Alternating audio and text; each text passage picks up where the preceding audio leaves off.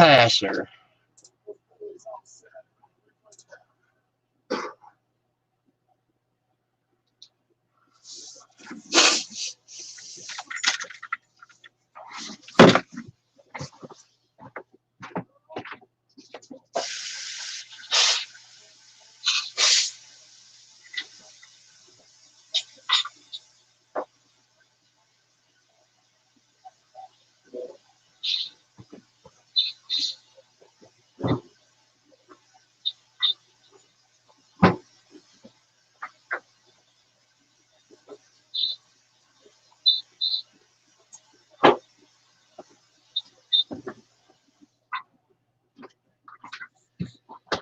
What's going on, Dwayne? Bama boy.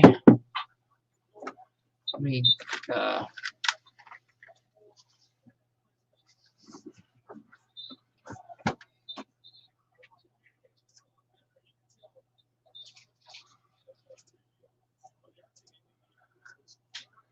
get that. That takes care of that. That takes care of that. That takes care of that. And that's all took care of.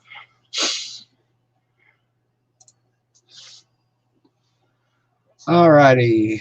Nick Chesnikoff. Welcome. Tiger Cat, my homegirl. Here you go, Tiger Cat. This is for you only tonight. Maybe. There you go, TK. Click that bad boy.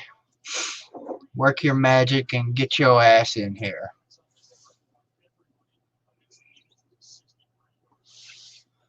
And let's talk about your LSU Tigers and them Alabama Crimson Tide. Might be able to find some Alabama fans in here that might want to go head to head with you tonight if you're interested. No pressure.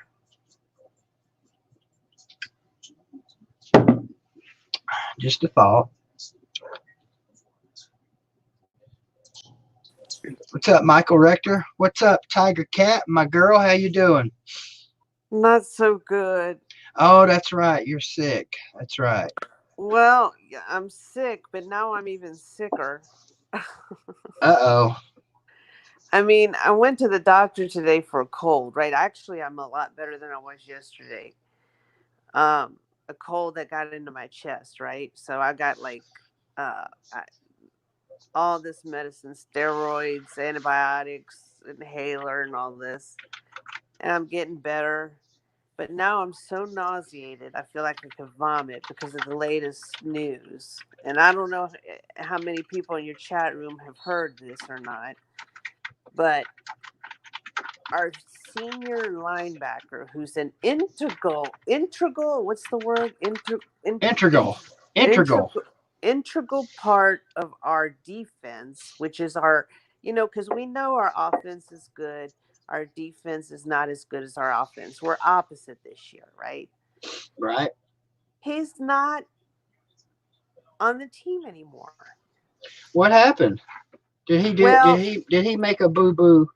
He made a boo-boo, but it's nothing official, okay? There's no official word of what it is. It's just what's on the internet, what people are saying. That it's like a weed thing. You remember Tyrann Oh, Mathieu? no, not the weed thing. Oh, yeah, I remember Tyrann. He was one of my Arizona Cardinals' greatest players ever on defense. Yeah. So, I mean, he still can, go to the NFL. If this is true, I mean, I'm just giving out info of what I hear from other people.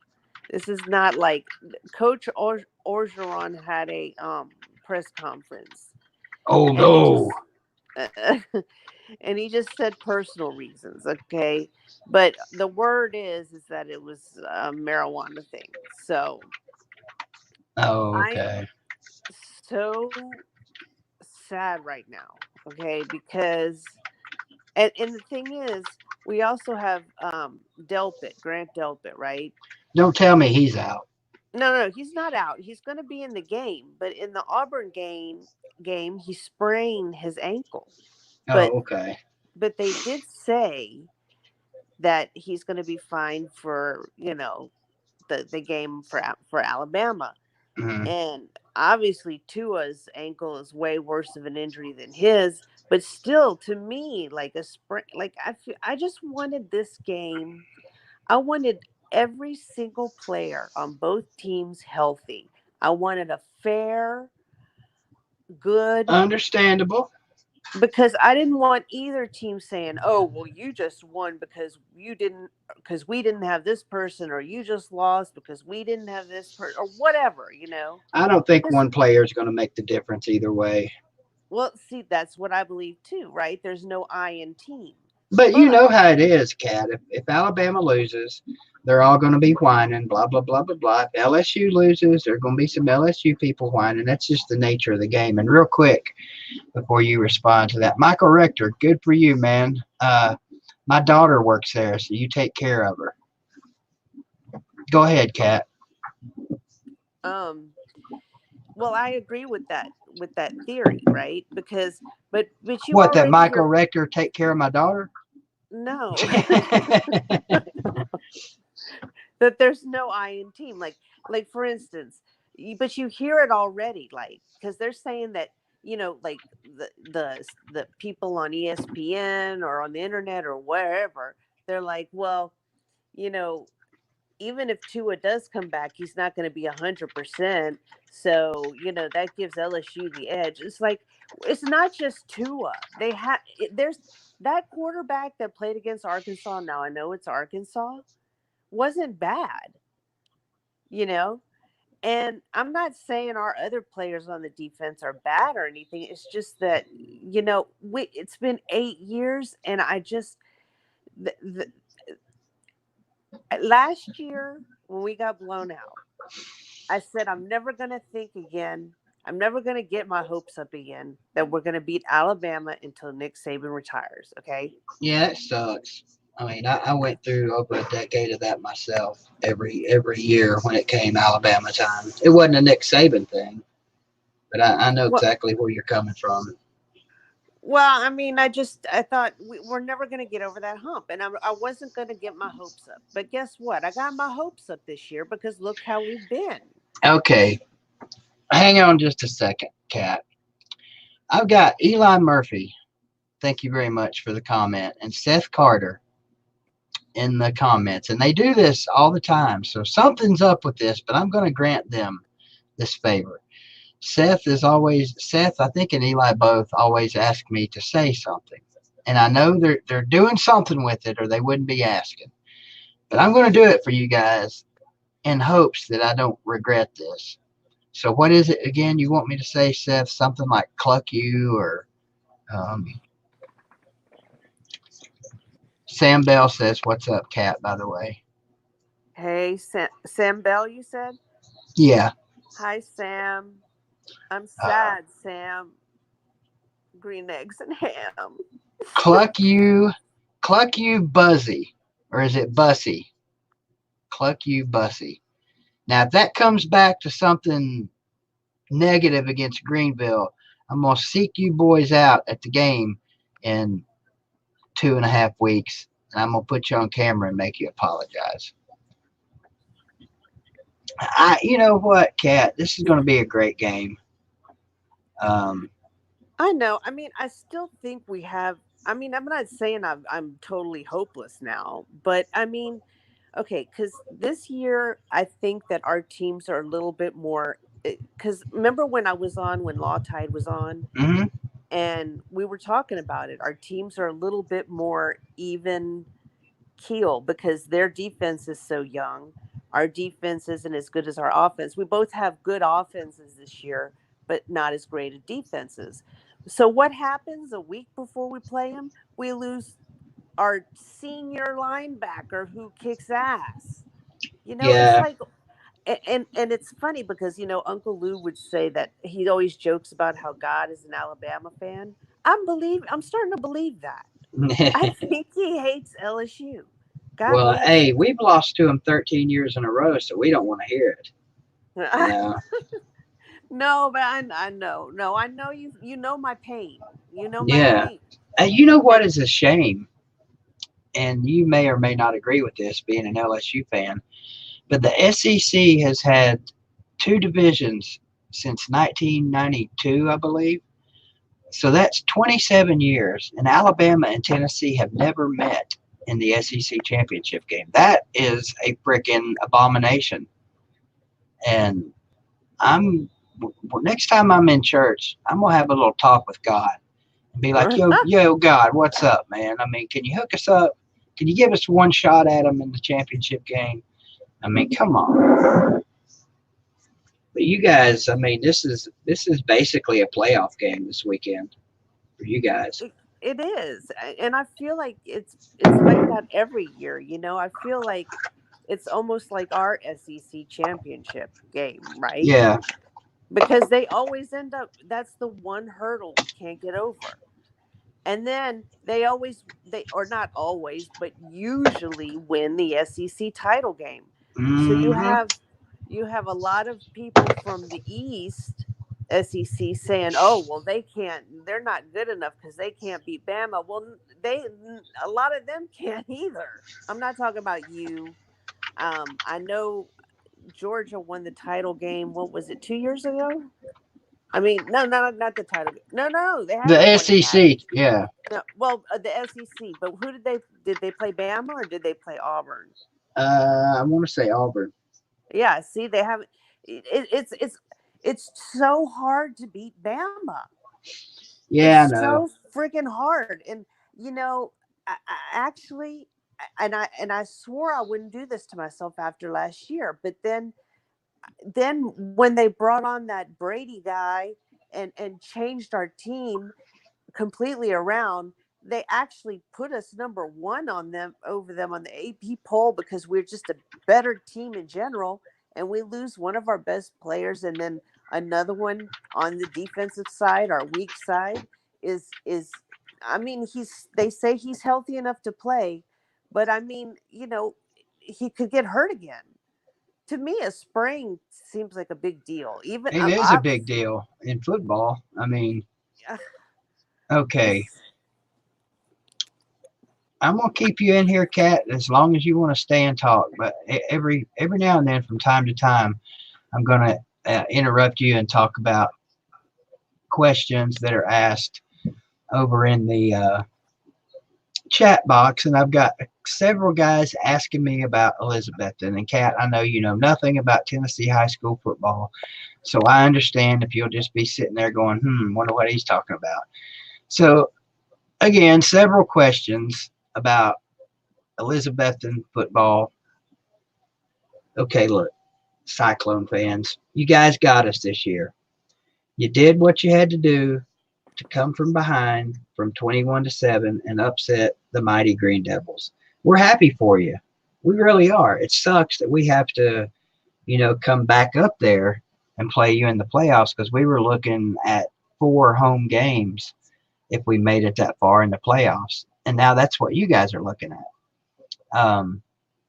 Yeah, there is, Mr. Troll. This is Elizabeth Tunn.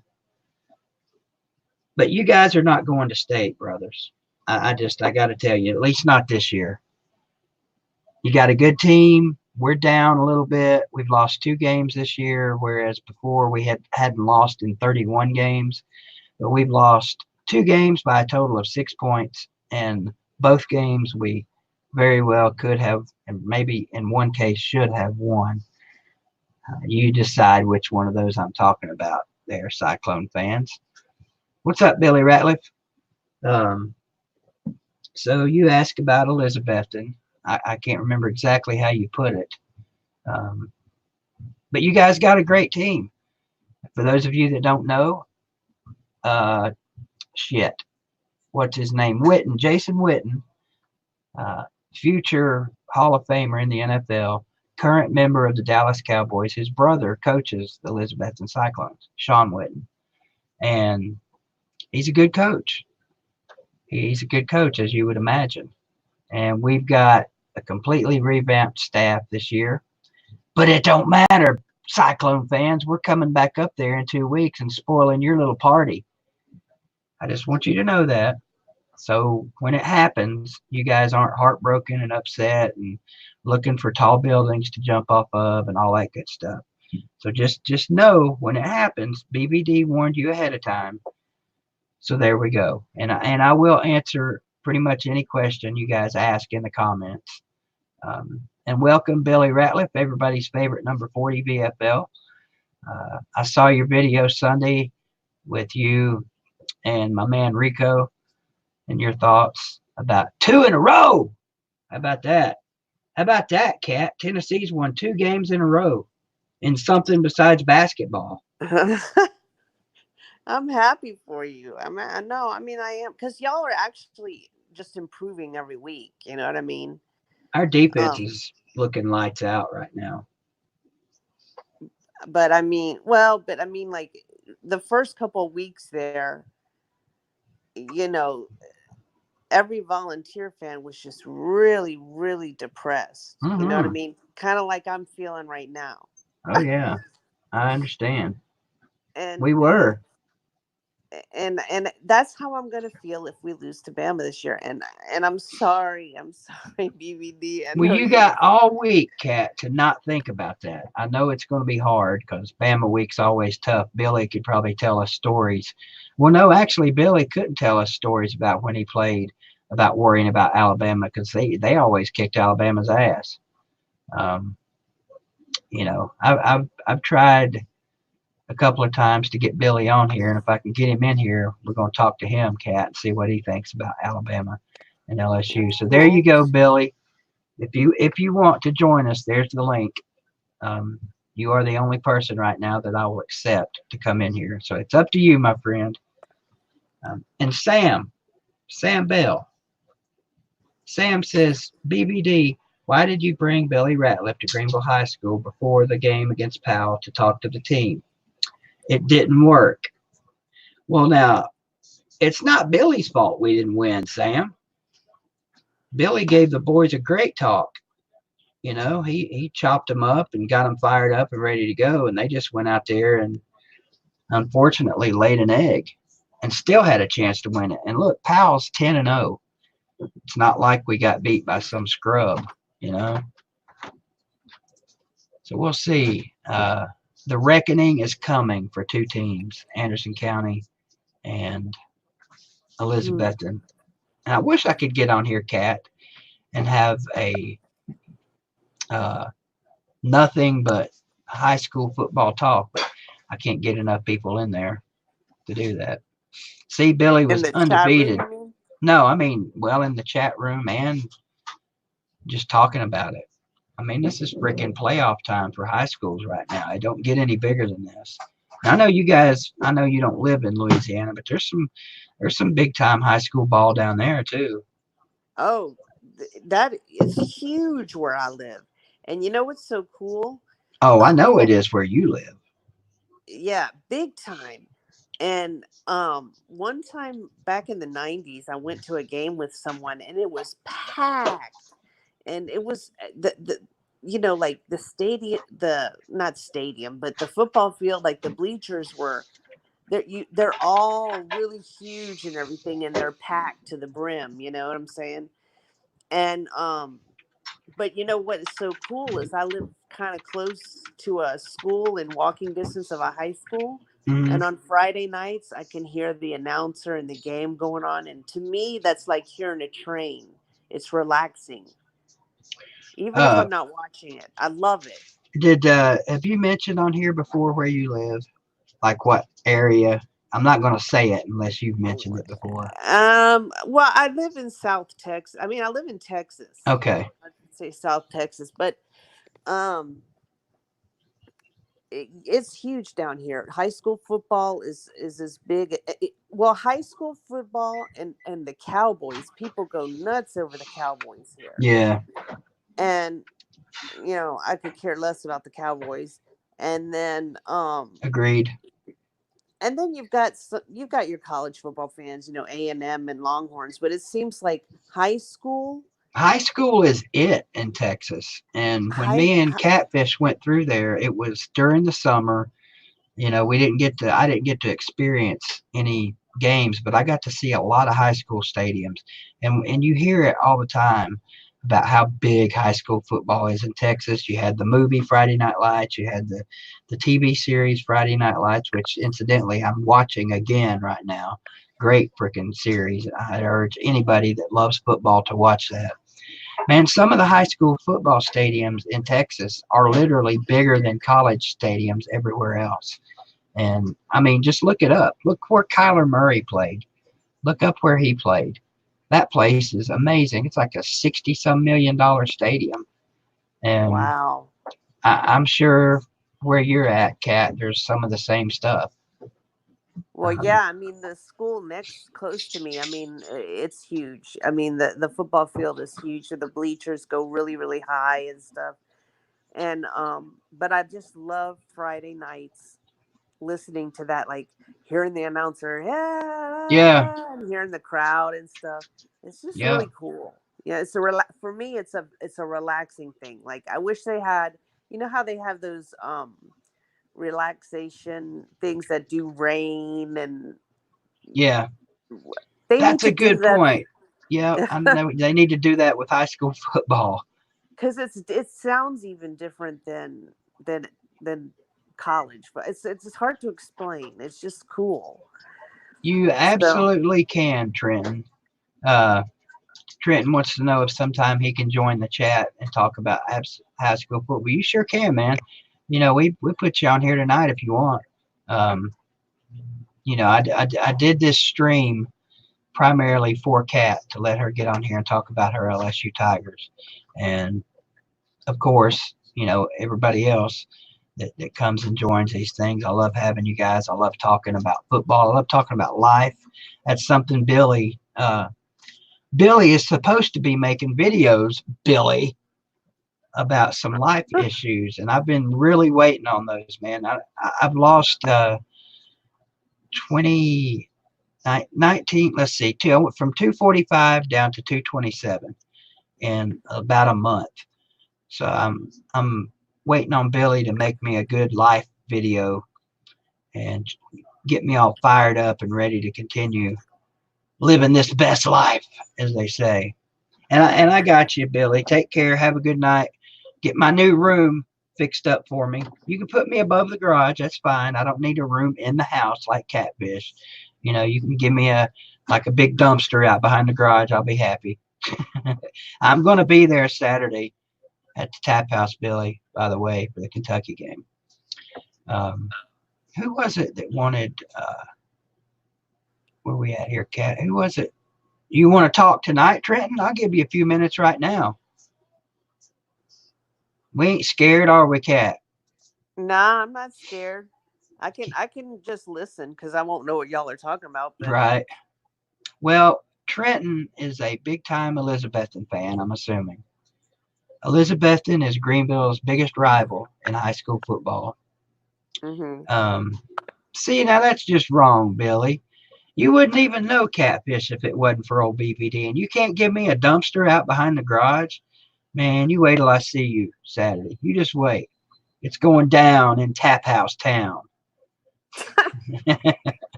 it's going down in Tuscaloosa too. It So be is ready, with Bama their fans. with their little light show they're so happy about.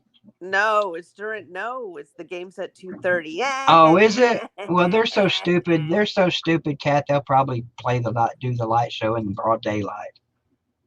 Well, All right, it's not Trenton. gonna work. Here's your light show. Here's the link. And speaking of light Light show, show. Anderson County does a pretty good light show for high school football. We're gonna shut that shit down next week. I'm gonna trust you, Trenton, that you're not gonna come in here and make me regret it. So there's the link. Come on in here and we'll let you talk Elizabethan football for a little bit. Because they've earned that right.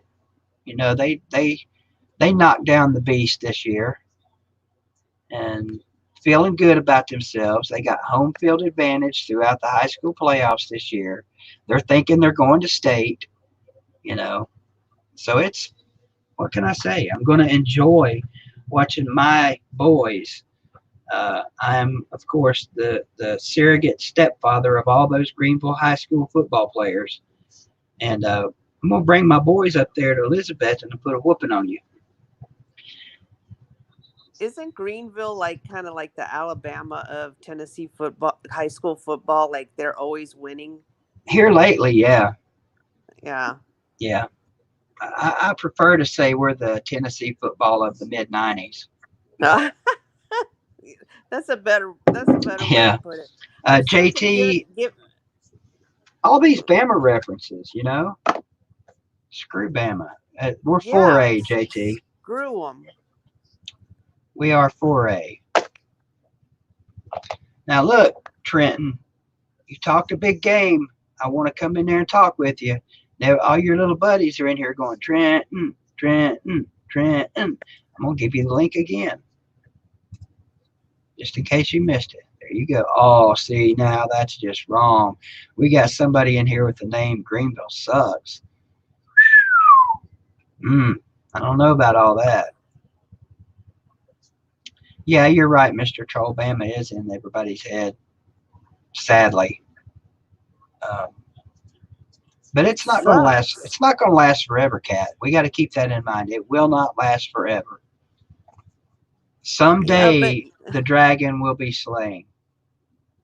well, either the dragon will be slain or Nick Saban will retire in what? How many? 5 years? I don't know, Because but it's like I just don't understand. I mean, I'm not giving up. I'm not talking bad about my team. I love my team. Even if we were like Arkansas, I bleed purple and gold. I mm-hmm. support them no matter what, right? But I'm just I just want to beat them so bad. So bad. I just I understand, Cat. I really do. And we're not the only two people like that, you know. I mean, yeah, everybody wants to beat them. yeah. How about when freaking Ole Miss used to beat them on the regular? What the hell was up with that? When was that? I That's don't been just a remember. few years ago when Hugh Freeze was there. They beat them a couple. Well, on the regular, beating Alabama's like one or two times a decade. You know. Oh. What's up, Flint? Flint, can you believe I got these little Elizabethan kids in here talking smack, wanting to come into the chat? I give them the link, and now the kid's not showing up. Come on, Trenton. I ain't gonna dog you, man. I'm gonna let you have the floor. I'm gonna let you talk all the crap you want to talk about Greenville. No, I can't do that, Slab. I'm on to you guys now, man. I'm on to your little game. You're wanting me to say this stuff so you can take it and turn it around and make bulletin board material. And I'm not giving you that. I'll say this for you, though. Greenville is still defending champs. Put that on your bulletin board. Cat, Elizabeth, and they hurt us. They hurt our feelings. We had a 76 game conference winning streak going. Think about that. 76 games. Wow. That shit only happens in the movies. Yeah. And listen, 74 of those 76 games were mercy rule games, meaning, 74 teams couldn't get within 35 points of us. Okay, Trenton's in the background waiting room now, so I'm gonna let him come in. Okay. So yeah, 76 games in a row, and Elizabethton was the team that we didn't mercy rule those two times, and so they're good. They're a legit team. What's going on, Trenton? How you doing, buddy?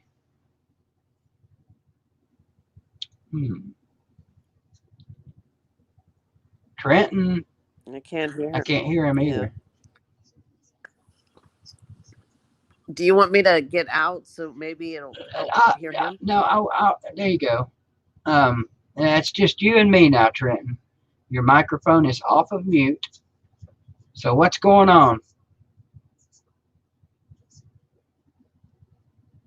I'm imagining what he might be saying since he's just sitting there. Uh-huh. Oh yeah, I hear you, Trenton. I agree. Yeah. Yeah. Yeah, you did. Hey, you did. You guys did. Daggone it, he left. Look, one of your buddies, one of Trenton's buddies, can you run over to his house real quick and show him how to work the internet? I had to get somebody to show me Trenton, so don't feel bad. I got a feeling this kid's going to come in here and just totally rip me apart. but I'm down for it. I think that would be great.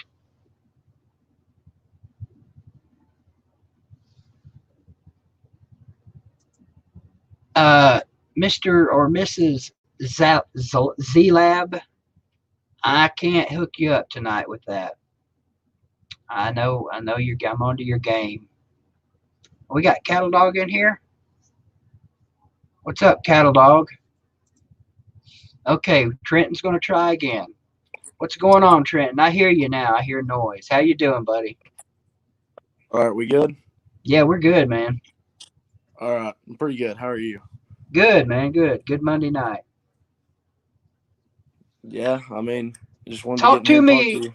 Talk to me about your Elizabethton Cyclones. How have things been going since you knocked us off 3 weeks ago? I mean, you can probably tell, like, that was a really nice win to have, honestly. Mm-hmm. But coming from a game like that and expecting us to perform the same against Sullivan South and Sullivan Central, you can't really expect very much. I mean, you can't top a win like that. Oh, I'm sure you guys were feeling great about yourselves and deservedly so. You know, we let that one slip away. 21-7 lead, 2 minutes before the fourth quarter. You guys came back and got the damn thing done. Hey, that field goal kicker you got, he's a beast. I mean, going into last game, Sullivan Central, he hadn't missed an extra point in his career, and had Did only he missed. miss one? He did. He did actually. Well, look, we had to go to Sullivan Central this year too, and that field is a cow pasture. So I imagine with all the rain we had, it was probably a muddy mess. Oh And, yeah. but If you didn't know, I'm the starting defensive tackle for okay, cool. Elizabethton. Yeah. So going out there, we actually had some light issues. They had some light issues. They Heard practiced about that. So it was about 34 degrees at kickoff, and that mud didn't feel too much better. Oh, I'm sure. Man, this Friday night's going to be rough for you guys. It's supposed to be in the 30s at kickoff. And Oh yeah. you guys have got Eastridge, I think. Yeah, it's East Ridge. Yeah, you guys will mop the floor with them. And then after that, you're probably looking at possibly Sullivan South again. Yeah, it's we're looking at either Sullivan South or East Hamilton. Yeah. We got Howard. You guys didn't play them this year, did you? Somebody. No, Anderson County played them, and they played them pretty tough. So those Chattanooga teams, man, they're athletic, and I'm sure you guys know that. I'm sure you're doing your film work and all that. They're not going to come up here and lay down for either one of us. Oh yeah, and I mean the thing is like with East Ridge, they're a Chattanooga school, and they have some pretty good athleticism, but they like to run the wing tee, which was really surprising to me. That's you don't see that very much, so that can be hard to stop. Hey, look, your defense, you showed up in the fourth quarter against us, and you should be proud of yourself. You know what? You're the first person I've ever actually got to talk to that plays against Greenville. What year are you? I'm a sophomore. Okay, so you probably didn't get to play much last year down here, did you? Not too much. I got in for a couple series, but that team last year, and you know this, playing football, that team last year, nobody in the state was beating that team. Oh, there's not a chance. Probably, I think we could have even hung with Oakland, but we'll never know. Last year is behind us. This year we've got the 2 losses, and you guys are on fire right now at 10-0. And are you a starter? Yeah, I actually am. What number are you? Number 74. All right, so if we get by Anderson County, and if you guys get by whoever your second round opponent is, and we come back up there to Betsy, I'm gonna look you up, all right? Come over and talk to you before the game. All right. I don't think Sean will kick me off of your side of the field, will he? No, you should be good. Yeah, he's a pretty good guy. Or maybe you could meet me at like the 50-yard line or something. Yeah, like for sure. That'd be great. I'm one of the bigger guys. I'm 6'4", 270. Woo, good Lord. You a Yeah, big I played youngin. against Chris Everhart all game. How'd that That's work for you? that's why you can see some of these. That's why you can see some of the friends in here saying Chris Everhart's my son. Yeah, I figured that was somebody Yeah, from you guys. I mean, I watch Chris. I spot him out a lot, and pay particular attention to what he does during the games because he's clearly our best offensive lineman, and that's been one of our struggles this year was our O line, and Chris can't block all of you. So how yeah. did Going into the week, we just decided that it would be sort of brute on brute. I would go against him and just try to maintain him, try to draw a double when I could, like mhm. let our linebackers do their thing. Because our linebacker, he's a junior. His name's Deuce Morton, number 20. He's got about I think 90 tackles right now. Shit. Yeah, our defense has really stepped up this year. Yeah, I mean you did a number on us in the fourth quarter. That's a fact, and you guys did something that, and I haven't talked to the coaches or any of the players about this. We just kind of moved on from that game after it was over, and you guys did something to us that we've done to everybody for the last 10 years, and that's we got tired in the fourth quarter, and it showed. I don't know what happened there. We got a lot of guys playing both ways, and I didn't really pay attention to you guys. You got how many guys you got playing both ways? I'm sure you got a few. I don't have an exact number, but you got guys like Parker Hughes, Cade Maupin. Parker's a beast. Maupin's a monster. You got Jake Roberts, wide receiver, sophomore. He played a little bit of both ways. Just guys like that really stepping up. What's it like trying to tackle Ty? I'll tell you. You guys shut him down pretty good that night, but it's hard for one guy to tackle that dude. Oh yeah, for sure. And if you watch the broadcast back, there's actually one where I fought across Chris's face and actually lit Ty up. Not trying to toot my own horn or anything. Tie up. Now there's three words that you seldom hear in high school football. VVD, you can check this. You can check it back. I promise you. Oh, I believe you. I mean, shit. There's no such thing as a football player that wins every battle, Oh yeah, and the craziest thing that has stuck with me is the fact how that man can take a hit, get up, pat me on the head, and say, "Great hit, bring it back again." Is that what he did? Oh yeah. Yeah, Ty is an amazing kid. I'm gonna toot his horn for a little bit. Not outside of his football prowess. Ty is. I don't quote me on this, but I think he's like isn't the salutatorian the second smartest kid or whatever? The valedictorian is the one that, I guess, to put it bluntly, they're the brain, right? That's like the smartest kid in the class or whatever. Ty is right behind that person. And who knows, this year he may end up being valedictorian. The dude's he's an amazing kid. And all of you guys, I'm sure, are amazing kids in your own right. But yeah, he does that all the time, man. Somebody puts a lick on him, he'll get up and pat you on the head and say, "Good shot, let's do it again." And he's been like that. I've been watching Ty since Pee-wees, That's you couldn't really ask for anybody better, honestly. And to be honest with you, going into the game, we talked a lot just about. I don't want to offend anybody on the team, but you got Chris Everhart and you got Ty Youngblood. Those are about the only ones cut from the same cloth as your other two teams. Well, don't forget about Albright, Will Albright.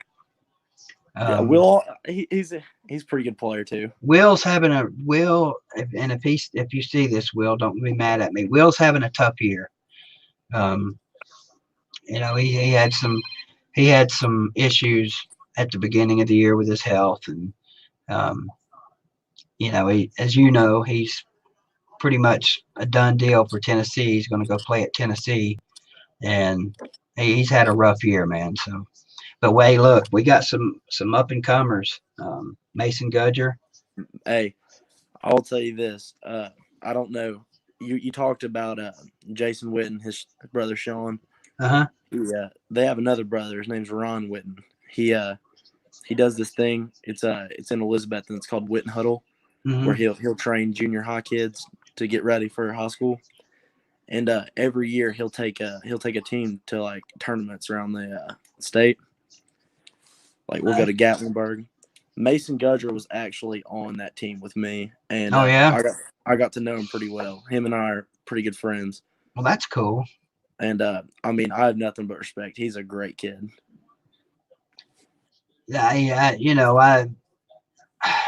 used to, when I first started doing this video stuff, I used to talk a little bit of smack about the opposing teams, and I don't do that now, for some obvious reasons. I'm not technically part of the team, but I ride with them everywhere, and I consider myself, and they consider me a part of the inner circle. So I'm not going to ever talk smack to a teenage kid. I'm just not going to do it. I've got a teenager. I've got a 19-year-old daughter myself, and I enjoy so much talking to all you guys, watching you grow up and go from little bitty tykes, up to full-grown men. And what do you say? You're 6'4", Oh yeah, two whatever. 270. That's a damn man. And so I wish you the best of luck moving forward. Who you got looking at you for college? Anybody this soon, or is it a little too early? It's sophomore year. I've gotten a couple letters, but like nobody can really reach out and offer me yet. But I mean, it just is what it is. I've gone to a couple camps. Coaches have talked to me. Well, I'm looking forward. I am looking forward to hopefully a rematch.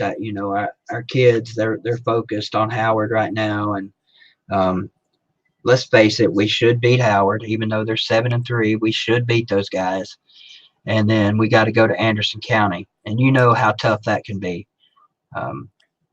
They're like a snake in the grass this year, just laying in the woods, waiting on Greenville to come down there. And we get everybody's best shot every year, just like you guys do. So you're going to get a little dose of it in the playoffs, what it's like to be the top dog and have everybody gunning for you. But Trenton, I'm going to tell you something. You may not have noticed this. You know why you guys won that game the first time around? I don't know if you noticed this, but about half an hour before the game, there was this gorgeous sunset, this gorgeous dark orange sunset, and there were 3 perfectly formed cyclones up in the clouds. And I'm completely and totally not bullshitting you, man. If you go back and watch the TV's coverage, they showed that sky, and I think I even got it on camera. No, I went out to smoke, and I talked to the lady at the gate, 2 of the ladies at the gate, and we all saw it. And they're like, "Oh my God, that's an omen. We're gonna win by 3." What happened? Tell me what happened that night, Trenton. We won by field goal. That's nuts. And Yeah. I'm sure that had absolutely nothing to do with it, but that was kind of freaky.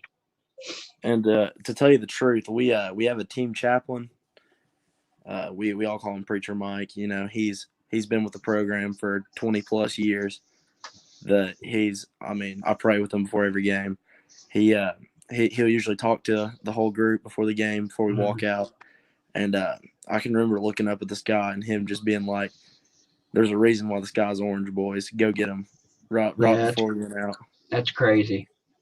That is nuts. I smoked Silver 72, Seth, and I'm an idiot. So make sure you keep that in mind.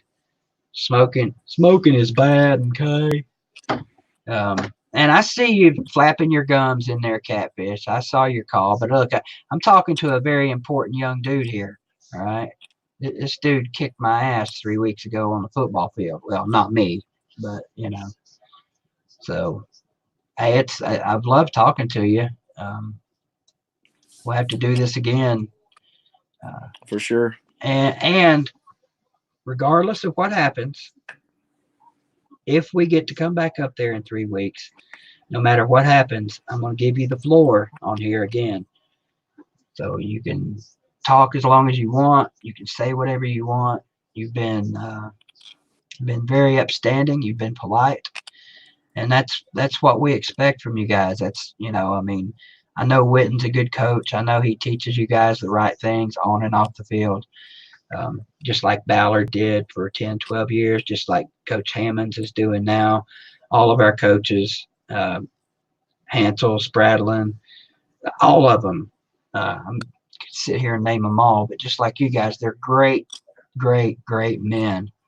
And you're lucky. I hope you realize how fortunate you are to have these guys in your lives, and you'll look back on this forever, as the best time of your life. So I hope you, save for one game, Trenton, I hope you enjoy the rest of your year, my young friend.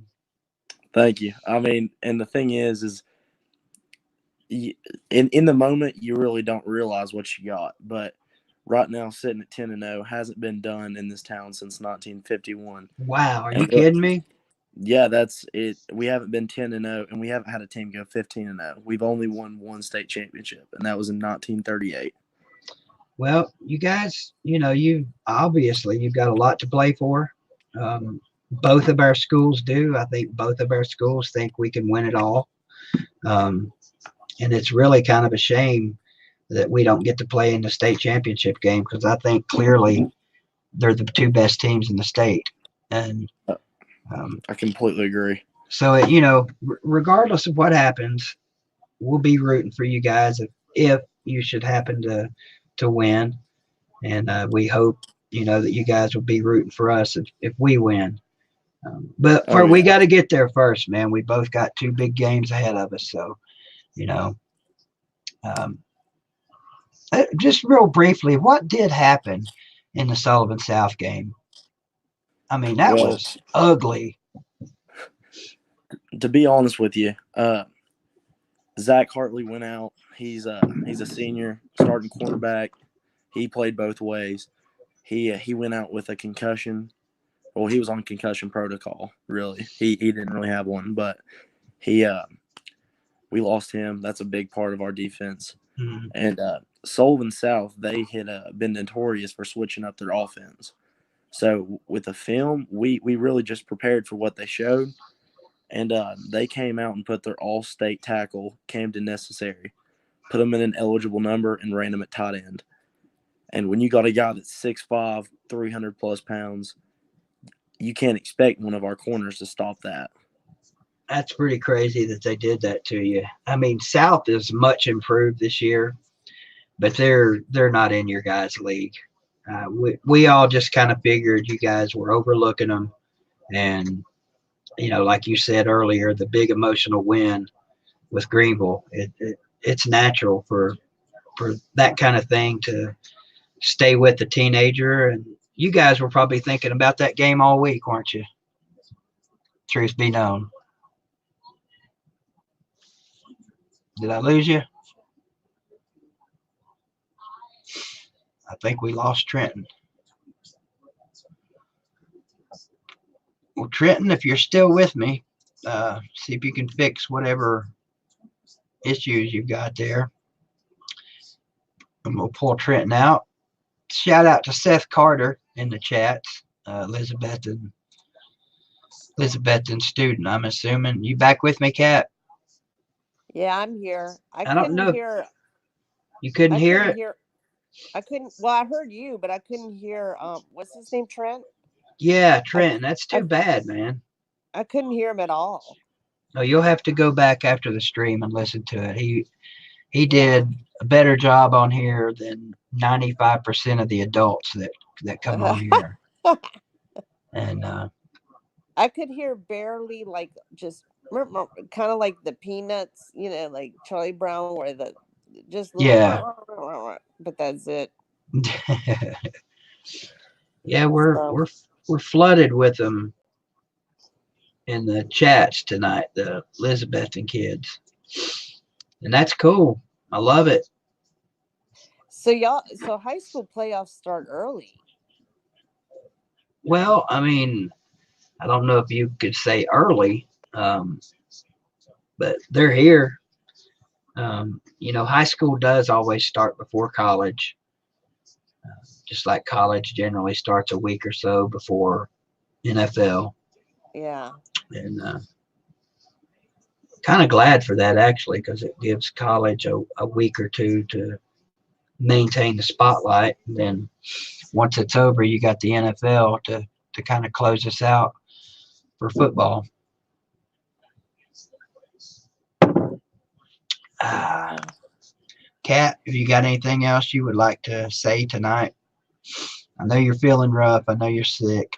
Um, hate that for you. Thank Um, you. I'll be okay. I just now like I said, I mean, I'm not giving up all hope, but it's just, you know, I don't know. It's you like, can't, Kat, look, girl, you can't give up hope before the damn game even gets here, girl. You're supposed to grab hold, take hold of the flame, as Queensryche would say, and throw that shit at them. You know, talk some yeah. smack. You guys ain't losing. I'm rooting for Well, LSU this week. I got into it with some people on Facebook in a group, and but then I just was like, because I had just heard the news, and so somebody had posted it in one of the groups, and I'm like, oh no, that's how I found out. And I'm not gonna say which team it was. It was an East team, and it wasn't Volunteers. Okay. Let me give Um. a couple of shout outs real quick, Kat, before I forget them. Uh, shouts out to Fozzie Franklin. I love that name, Fozzie. Fozzie, Fuzzy. remember Fozzie from the Fuzzy Muppets? Bear. Yeah, hell yeah. Shout out to Buck E. Beast. I don't know if that's a ruse to get me to say that name so they can twist it around on me, but shout out to that young dude. Caden Miller, appreciate the kind comment. And if I missed any of you guys, let me know down here. It's been a great night talking some football. Shout out to Caden if I missed you, Caden Miller, and shout out to my homegirl Tiger Cat playing Thank through the you. pain, bringing it, Well, bringing it thank you. tonight. Thank you for allowing me to let out my feelings. Yeah, we gotta work on your feelings, Cat. You can't be down before the game. Last year, BVD, when I watched, okay, when I watched the Alabama game, like there was a couple of years in those 8 year span, There like you the go, like the Catfish. I'm listening, Cat. I put the link in the comments for Catfish if he wants to join us. Go ahead, hon. like the year that we lost to Troy. I'm like, there's no way we're beating Bama this year. Like I didn't even have any hopes for it. Like, right. But last year, I didn't expect to beat Georgia, and we did in a big way, right? So that gave me hope for the Alabama game. And when we got shut out, I I'm telling you, I did not have a drop of alcohol, nothing. I woke up the next day feeling hungover. I don't know Yeah. how that happens, but I was just sick. I Hey, was you sick. you weren't as sick as the LSU fan that got teabagged. Isn't that what happened What several years happened? ago after the game? Uh, Pretty sure it was an LSU fan that got teabagged by a Bama fan in some restaurant down in New Orleans. I think Tea I may be wrong. Um, tea bags. That kind of sounds. if I have to explain it to you, Kat, I'm not going to. Well, no, but I mean, I know I've heard of tea bagging, but that's a sexual thing. So somebody got raped, is what you're No, saying? no, no, no, no, no, no. Uh, Basically, the dude, I don't want to say it. Okay, well, don't say it. You just tell me in Yeah, a text later, yeah. because you There have you high go. schoolers in here. Yeah. Well, I guarantee you they all know what it means. Um, I'm sorry. let's see. Shout out to Mrs. Where'd it go? Mrs. Claxon. That's funny. Something's up with that. Um,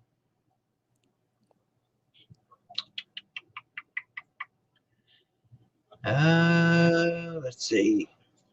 That's awesome, Caden. Your brother has 1.1 million subscribers. He must be a gamer of some sort. Dang. Tell Caden Miller's brother I said what's up and shout out. I'm gonna bring a guy in here that I know a little bit about him. Love talking to you too, Trenton. I'm sorry whatever happened. I'd still be talking to you, but I don't know if your microphone busted, went dead, or what. Let's let this guy have a few words tonight. What's going on, sir? How are you this evening? Can I get a shout out? No. I've been trying to get a shout out on Darn. Volunteer Roadshow for 2 years and can't get one. Bull crap. I shout you out all the time. Yeah, whatever. Okay, shout out to my boy Bobby. Catfish is missing. I don't know what happened to Yeah, him. he's hitchhiking. This is not the real Catfish, by the way, in case you're wondering. Yeah, I'm an imposter. What's going on, Road Dog? Your Well, I boy was Billy calling was you in here earlier. earlier. Was he? Yeah. What did he have to say? Not a whole lot. Mainly just listening. Said he had to get going to work on his buddy's room at the house. I asked him if he could just give me a damn dumpster out behind the garage, and he said he only had room for his buddy Catfish. Now, how messed up is that? That's right. That's the way it's supposed to be. No, I told him it's on Saturday if he's at the tap out. You better show up, Billy. Don't be scared. I know I probably weigh a little bit more than you right now, but yeah, that's no reason to be scared. What's going on with you? Well, when I call, you need to answer next time. That's what's going on. You should know by now, sir, that if I don't answer, I'm either A, asleep, B, doing a stream, or C, ignoring your ass. So I'll let you figure it out. So what's going on in the stream? Am I missing anything? I see the thumbnail is LSU versus Alabama. Can I give you my prediction? Well, sure. Well, this LSU Alabama game has been the game of the year for the last I don't know how long. And until LSU does something about it, I'm going to ride with Hoss's team, Alabama. That's who I'm picking to win.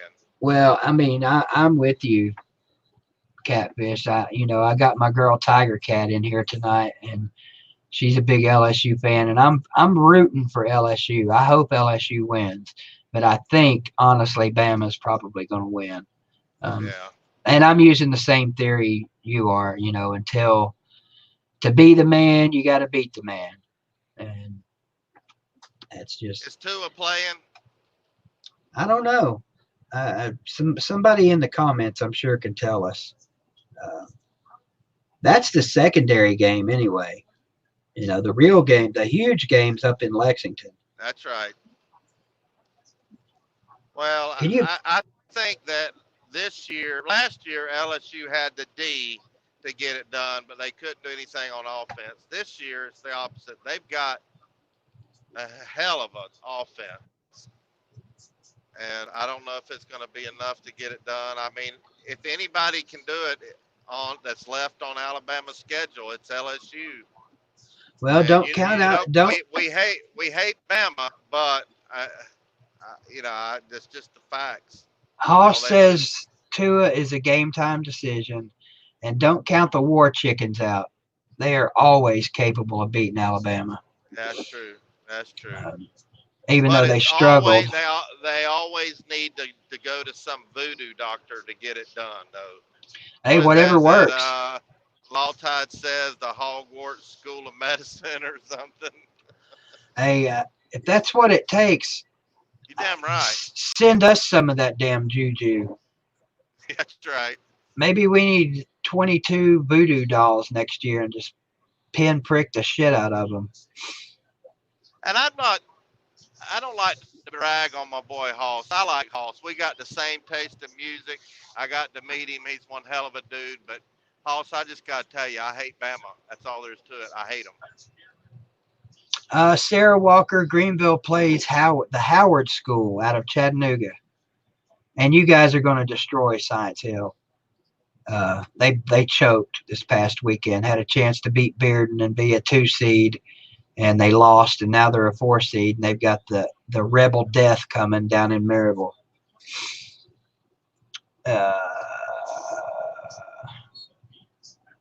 Let's see here. Bama, Katusa says Bama going to give LSU a slobber knocking beating. Hoss says, Catfish, you can kiss my big Alabama ass. No, actually, he didn't say that. He said it's all good, Catfish. Yeah. Bryant Denny Stadium says LSU defense looks suspect. If Tua plays, and even if he's not 100%, he can still light up those bums. Wow.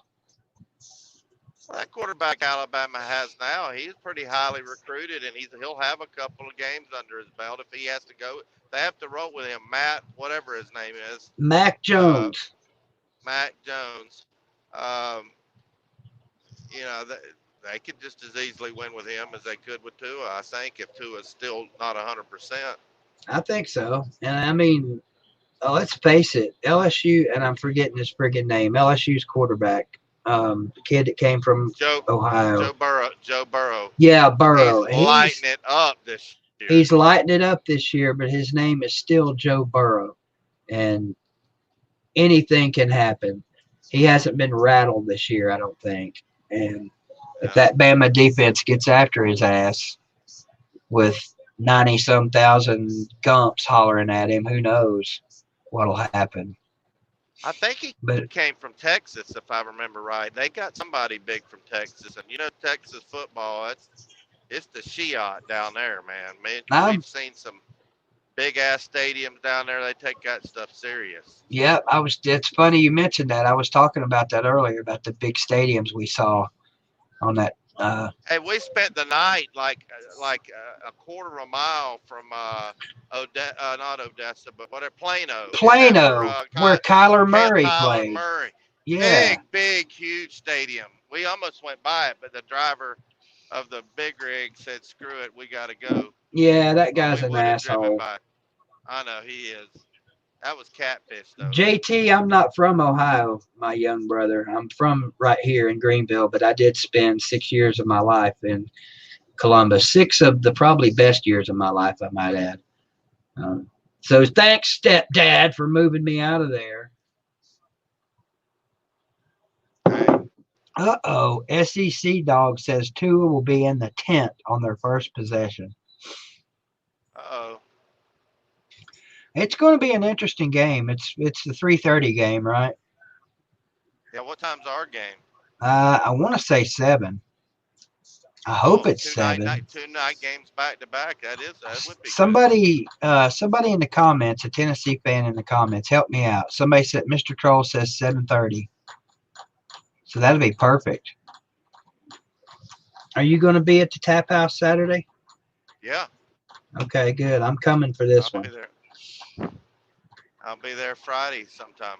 Well, we got a playoff game I got to watch, but on Friday. You better make some damn room in that room of yours, because I'm coming Saturday. And you could tell your little buddy Billy Ratliff I'm coming to his house and I'm crashing y'all's party, whether he likes it or not. You'll have to take it up with Worm on that one. I can whoop him. You ain't known him long enough to call him by his nickname. Big Worm. He's Mr. Ratliff to you, buddy. Hey, speaking of another VFL, former SEC here we Player go. of the Year, Ron Slay has joined the Volunteer Roadshow to do some live streams every week on basketball. So tune in. Dwayne RTR. About 2 hours today. Dwayne RTR says, "Screw Ron Slay. He wanted to see the light show at Alabama." Mr. Troll says Ron Slay is a chump, and I would take him 1-on-1. Kentucky is a 1-point underdog. Eric Twyman says, who the hell is Ron Slay? Sounds like some chump-ass basketball wannabe player. Kentucky knows who Ron Slay is and Vincent Yarborough. BBD says, Ron Slay, Ron Slay, Ron Slay. Who gives a shit? I got Tiger Cat in my stream tonight. Yeah, Hoss, Catfish is always name dropping. Don't you get tired of that shit? Get tired. Hey, you guys, you don't have it like me. I always get it first. He'll call me up. Hey, BBD, I just talked to Philip Fulmer. Hey, BBD, I just talked to Bob Kessling. Hey, BBD, Donald Trump's coming next week. You know, it's like, Jesus. JT Thompson. JT Thompson says BBD closing the deal with Tiger Cat. I wish. She's smoking hot, but she lives about 13 hours from here. Where's she live? Southern Texas. I just left Southern Texas. See, you could have picked her up and brought her over here to me. Some kind of friend you are. Let's see if Cat. I didn't know she lived down there. Cat, you still with us? Yeah. You know what happened? I went to look. Because you know how this app has a chat? I went to go look because there was a couple of chats that somebody put. And then when I tried to come back to here, I got knocked off. And so I came back and I wanted to say hey to Catfish because I never got a chance to ever meet him. Well, there you go. He's in here right now. Good to meet you. Good to meet you too. I hear, you know what? Everybody talks good about you. Nobody's ever talked shit about to, you. except BBD. He talks shit I have all the time. He lies. He says I cuss. He says I smoke. He says I cuss out pilot cashiers, and he says I kick puppies, which is all bullshit. I never said you kick pilot cashiers or cuss pilot cashiers. By the way, shout out to DJ Doom for the $5 shout out. Or a $5 super chat. He says, TJ, LSU dad, Trump will be at Bryant-Denny Stadium. Put some respect on that. I guess he wanted me to say that with some inflection on it. All these guys in here, Kat, are telling me I need to close the deal with you. How do you close the deal from 13 hours away? I want to know. Close the deal? Yeah, wait, tell us what, hey, you guys, tell us what close the deal means. I'm going to pretend like I don't know what that means. I think I know what they're talking about. Yeah. No, I do have an Instagram, Caden, but I very rarely, if ever, use it. In fact, I don't even know what it's probably BBD something, I would imagine. You can look it up. Oh, good. Hey, Riley Horton. BBD, you miss 100% of the shots you don't take. That is a fact. I want to beat Bama. Yeah, Catfish, Tiger's been in here tonight, like saying she needs some hope and praying to beat Alabama. Right, we don't know anything about that, do we? I don't know a thing about beating Bama in the last 10 years or however long it's been. It's just so dang hard. Let me say something, Kat. You know, y'all have had some chances to beat them the last few years. It's supposed to be the game of the century, and somehow when you put Bama back against the wall, it's hard to beat them. It's hard to beat them, especially when they're ready. Well, and you know, and that's why, like I said, I think it was before you came on. After last year, I swore I'm never going to think we're going to beat him until Nick Saban retires. But we never had an offense like this since 2007. So now I have hope again. And now, Orgeron's not a former Saban flunky, is he? No. So you got a chance then. Yeah, never, ever, ever, ever, ever hire an assistant coach. I need to read some of the comments for you, Kat. I don't know if you can see them all or not. No, I'm not in the chat room. Okay. If LSU had last year's defense and this year's offense, I would feel a lot better about LSU's chances. Oh, we'd roll right over them. Haas says two things. Number one, he says, where'd it go? LSU will not destroy Bama. No, that was Blake West music. My bad. Where the hell did you go, Haas? Okay, I see one here. Haas says Burrow will get buried. Haas also says Kat is gorgeous. She needs to move to East Tennessee and take a date with BBD. I agree. Riley Horton says, wow, Tiger Cat is really pretty. I think she needs to go live with BBD. That might be a little bit of a stretch, but we could talk about it. Justin Of course. Blackwell says, I love Tiger Cat. She's so gorgeous. I can't believe she won't move to Tennessee and hang out with BBD. All these people that are so concerned BBD, about you us. can't act desperate, BBD. I'm not. I'm just reading what the people write. No, but You got to play notice what all the Bama hard fans say. to get. Notice what all the Yeah. Bama fans say when they haven't played anybody. Okay, we're the only Whoa, whoa, team whoa, that's whoa, whoa, been. whoa! They played my Vols. Whoa! They played my Vols. There's somebody. That's right. That's Well, right. and then and look what happened. Y'all got screwed over there at the end Yes, we did. because Nick Saban realized, oh shit, my team isn't really what I thought it was. Let's see what we can get them on. That's what he always does. Tiger talking that shit. Unless you play your ass off, he will find a way. He will find a way, any possible way, to get a penalty put on you. You Here's one. have to play like a freaking pro football team in order to beat that team. Otherwise, I'm sorry, but Nick Saban is bad for college football. And I don't give a crap what all these Bama, except Dwayne. Dwayne, I like you. Okay. And I like Melissa. She's sweet too, But for all the other Bama fans that I don't know that want to troll LSU and everybody else 24/7, y'all don't play fucking anybody anymore. Oh, So she went there. Give me a damn break. Seriously. She went there. Tiger Cat has gotten fired up, Catfish. Here, I got one for you. There's one for you, Catfish, from old BBD. I don't know if you can see it or not. But there's one for the Crimson Tide, my avatar, for the Crimson Tide on behalf of LSU from BBD. Can you see it, Cat? Yeah. There you go. Giving them the old California howdy. They play community colleges, and then hey, hold it. Time no, out. No, not volunteers. I'm sorry. Okay. Okay. I'm not okay. But what I'm saying is, I'm talking about what I'm talking about. Y'all are the only other people. Are y'all the only other team that has to play them every year? Does Auburn have to play them every year? Does Florida? Yeah. I'm not sure. Yeah, Auburn does. Okay. Everybody Yeah. The Iron Bowl. I'm sorry. The Iron Bowl. So Auburn, the Volunteers, and LSU are the three teams that have to play them every single year. Well, everybody in the SEC West plays them. But everybody. Every year? Every year. Yep. Well, wait a minute. So they always play Ole Miss. Every year. They always play Mississippi State. Okay. Arkansas. Texas A&M. LSU, Texas A&M. All of them. Every year. So do y'all have more teams in the East? Because y'all don't always play everybody. Tiger Cat, no, baby doll. You're making yourself look like a female now.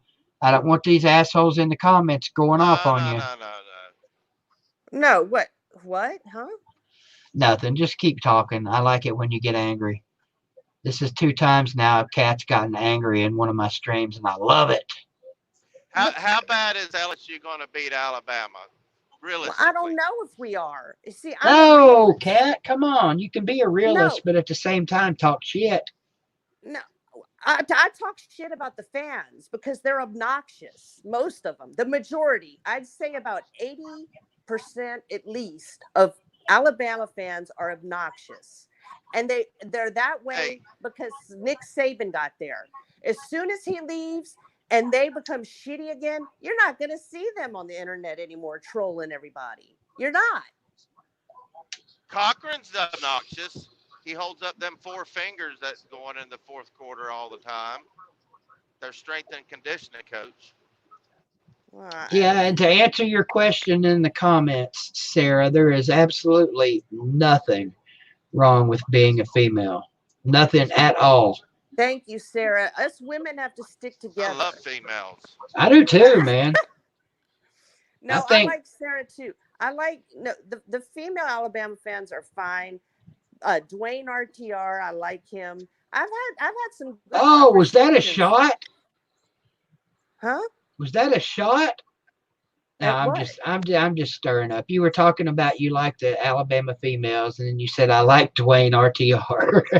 Oh no. I mean, no, I've had some pleasant conversations with Alabama fans, okay? But the only things they can say is roll tide roll. And I'm not talking about the ones I like. I'm talking about the other ones in your chat room that says there's no way that LSU's beating us this year. You don't know that. You don't know that. That's Okay. right. We're on basically, I was upset because we lost, one of our good defensive players, right? But the thing is, y'all have a young defense and a strong offense, and so do we. So we're on more of a level playing field. We play at 2:30 in Tuscaloosa, and yes, it's been 8 years since we beat y'all. But when we did beat y'all, it was in Tuscaloosa at night. Okay, so enough with the roll tide roll, roll tide roll. I So am freaking absolutely annoying. loving this. It's so freaking annoying. You know how obnoxious you say it'd be different. Like, we're battle tested. Okay. We have been battle tested. Y'all, I mean, when you played the Volunteers, okay, look, let's talk about the Volunteers. And I have nothing against Tennessee. Okay, nothing against Tennessee. The first two games, remember how we were talking about this earlier, DVD? Y'all thought we're screwed, right? Yep. Y'all actually y'all actually played against Alabama, and Nick Saban was. That's the Alabama game is when the 2019 Tennessee football team showed up. I think. What do That's you right. think, Catfish? Yeah, we beat Well, Mississippi I think State. I think we showed up against Georgia in the first half and started to come out of our shell then, and then we just kept getting better. How they played against Alabama, Mississippi State, and the rest South every game Carolina. since then. That's how South Carolina. That's how I thought we were going to start the season, Yeah. and for whatever reason we didn't. But So, I think we're going to make a run. We're going to end up 7-5, just like I said at the beginning of the season.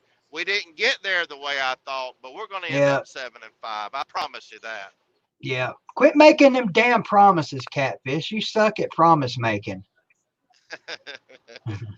And by the way, You're the one Mr. Trucker guy with the camera phone, you need to remember your boy here when it comes to this little bet now contest. I'm up over $500 now. So I'm coming up really. from the rear and I'm taking the You know how big much I bad, got? probably about $10. 1583. Hey, this is the best super chat of all super chats right here. Listen to this one, Catfish. DJ Doomray, another $5 super chat, says stop being cheap and pay BBD. Let's go, people. That's That's what I'm right. talking about. I like DJ Doomray, and I think he's an Alabama fan. I've met a lot of nice Alabama fans, okay, but there's some out there that just You don't know, give up. you know They what the don't give best up. thing is about DJ Doom? He gets under Uncle Lou's skin. And that's it. That's it for me right there, baby. That's all it takes. Why? What does he do? Oh, I don't know. I really don't. I just know Uncle Lou was in here last night, and DJ Doom was in with another $5 super chat, and I'd have to go back and look at it. I don't want to quote Uncle Lou and be wrong, but he made some kind of comment about DJ Doom that was not very friendly, was it, Doom? But we don't care. Well, I can't say anything bad about Uncle Lou. That's my boy. He got me started into YouTube. He got me all my views on my first video, and he's playing a cameo in my Two Balls in a Truck series. So I got to be nice to Uncle Lou. Yeah, Uncle If it Lou's your wasn't for Uncle mentor. Lou, yeah, if it wasn't for Uncle Lou, I wouldn't even be on YouTube. That's right. There wouldn't be a Catfish if it wasn't for Uncle BB. I mean Uncle Lou. Uncle BBD. No, Lou's nice to me too. I like Uncle Lou. I watch a lot of I'm branching out and starting to watch all of these different, football shows.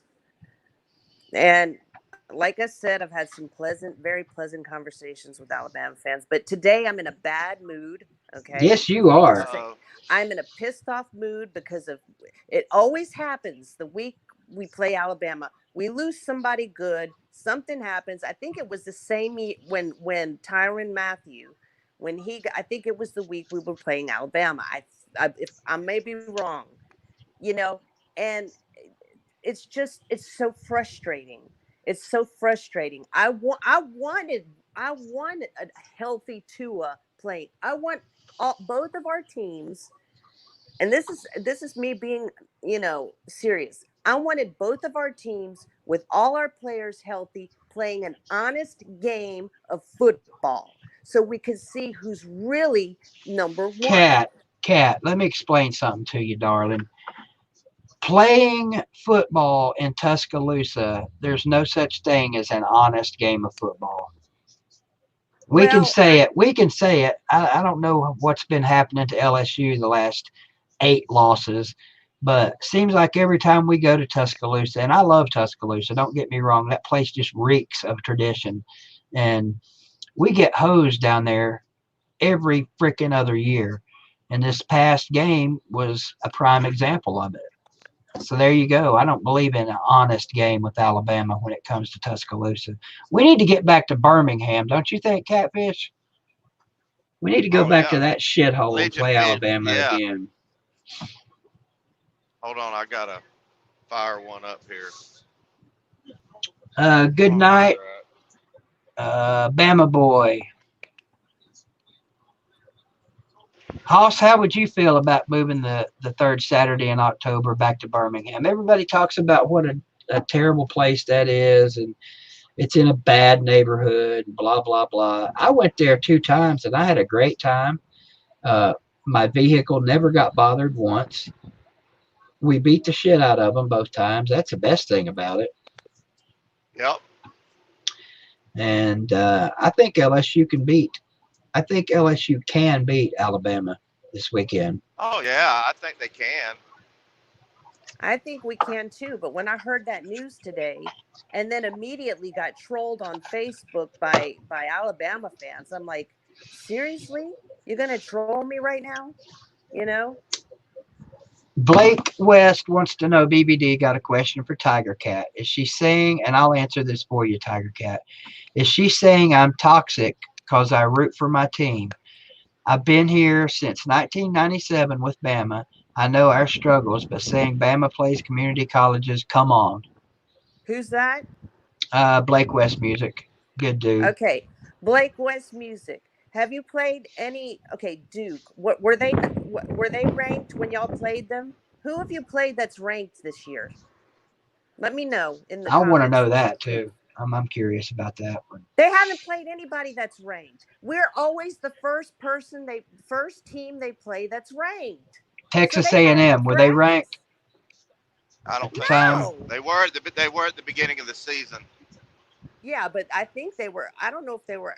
They were like, I don't know if they were ranked when they played Alabama. But A&M No. sucks this year.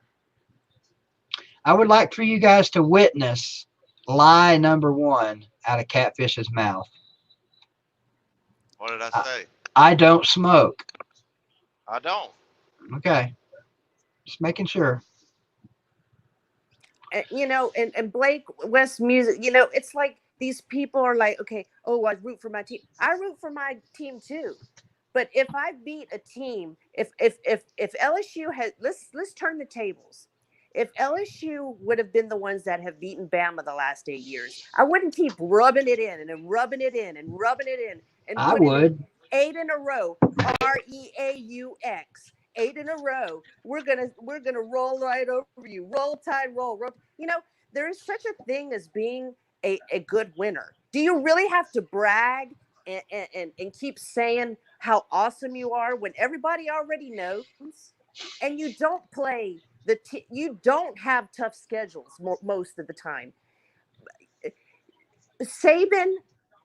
Nick Saban scheduled Duke on a neutral field. We went to Texas that lost to Georgia in the Sugar Bowl. Okay. We're not afraid to play anybody anywhere. And we do it. Okay. But they play, they play teams that aren't ranked, and then they come to us all nice and prepared, ready to go while we're all battered and bruised. Okay. And I'm not making excuses. Last year, they beat us fair and square. I didn't have any problems with the officiating. We were in Tiger Stadium, but I had no problems with the officiating. But we didn't have an offense then. But we have an offense this year, and still nobody wants to give us any credit. Everybody says, I won't believe in LSU until they beat Bama. Fuck Bama. We're better than them. Even if we lose, I believe we're a better team than them. Could you say that again? I believe that LSU No, before that. Fuck Bama? Yes. Fuck Bama. You know what I fuck just Bama. realized? I just realized that I'm on your fucking stream, my video. How did that happen? I don't know. You must have pushed video. I didn't push nothing. Well, so that's how you caught me smoking. Get a hold of the general. He can teach you how to use the internet. Oh. General. The general is the boss at Volunteer Roadshow, in case everybody was wondering. He's a peon intern. He's a corporal. Wonder where the corporal is tonight. I'm surprised he's not in here. Probably doing homework. Yeah, he better be. I'm getting out. You know what? I'm getting out so much frustration, and it feels so good. Hey, BBD TV's psychic hotline, or psychological hotline, or BBD's psychological repair shop. Whatever your needs are, come right here, and by God, we'll fix them, or at least try. And DJ Doom with another $5 super chat. I apologize for Alabama being so great. To all SEC fans, my sincere apologies. Apology accepted, DJ Doom. I don't accept it.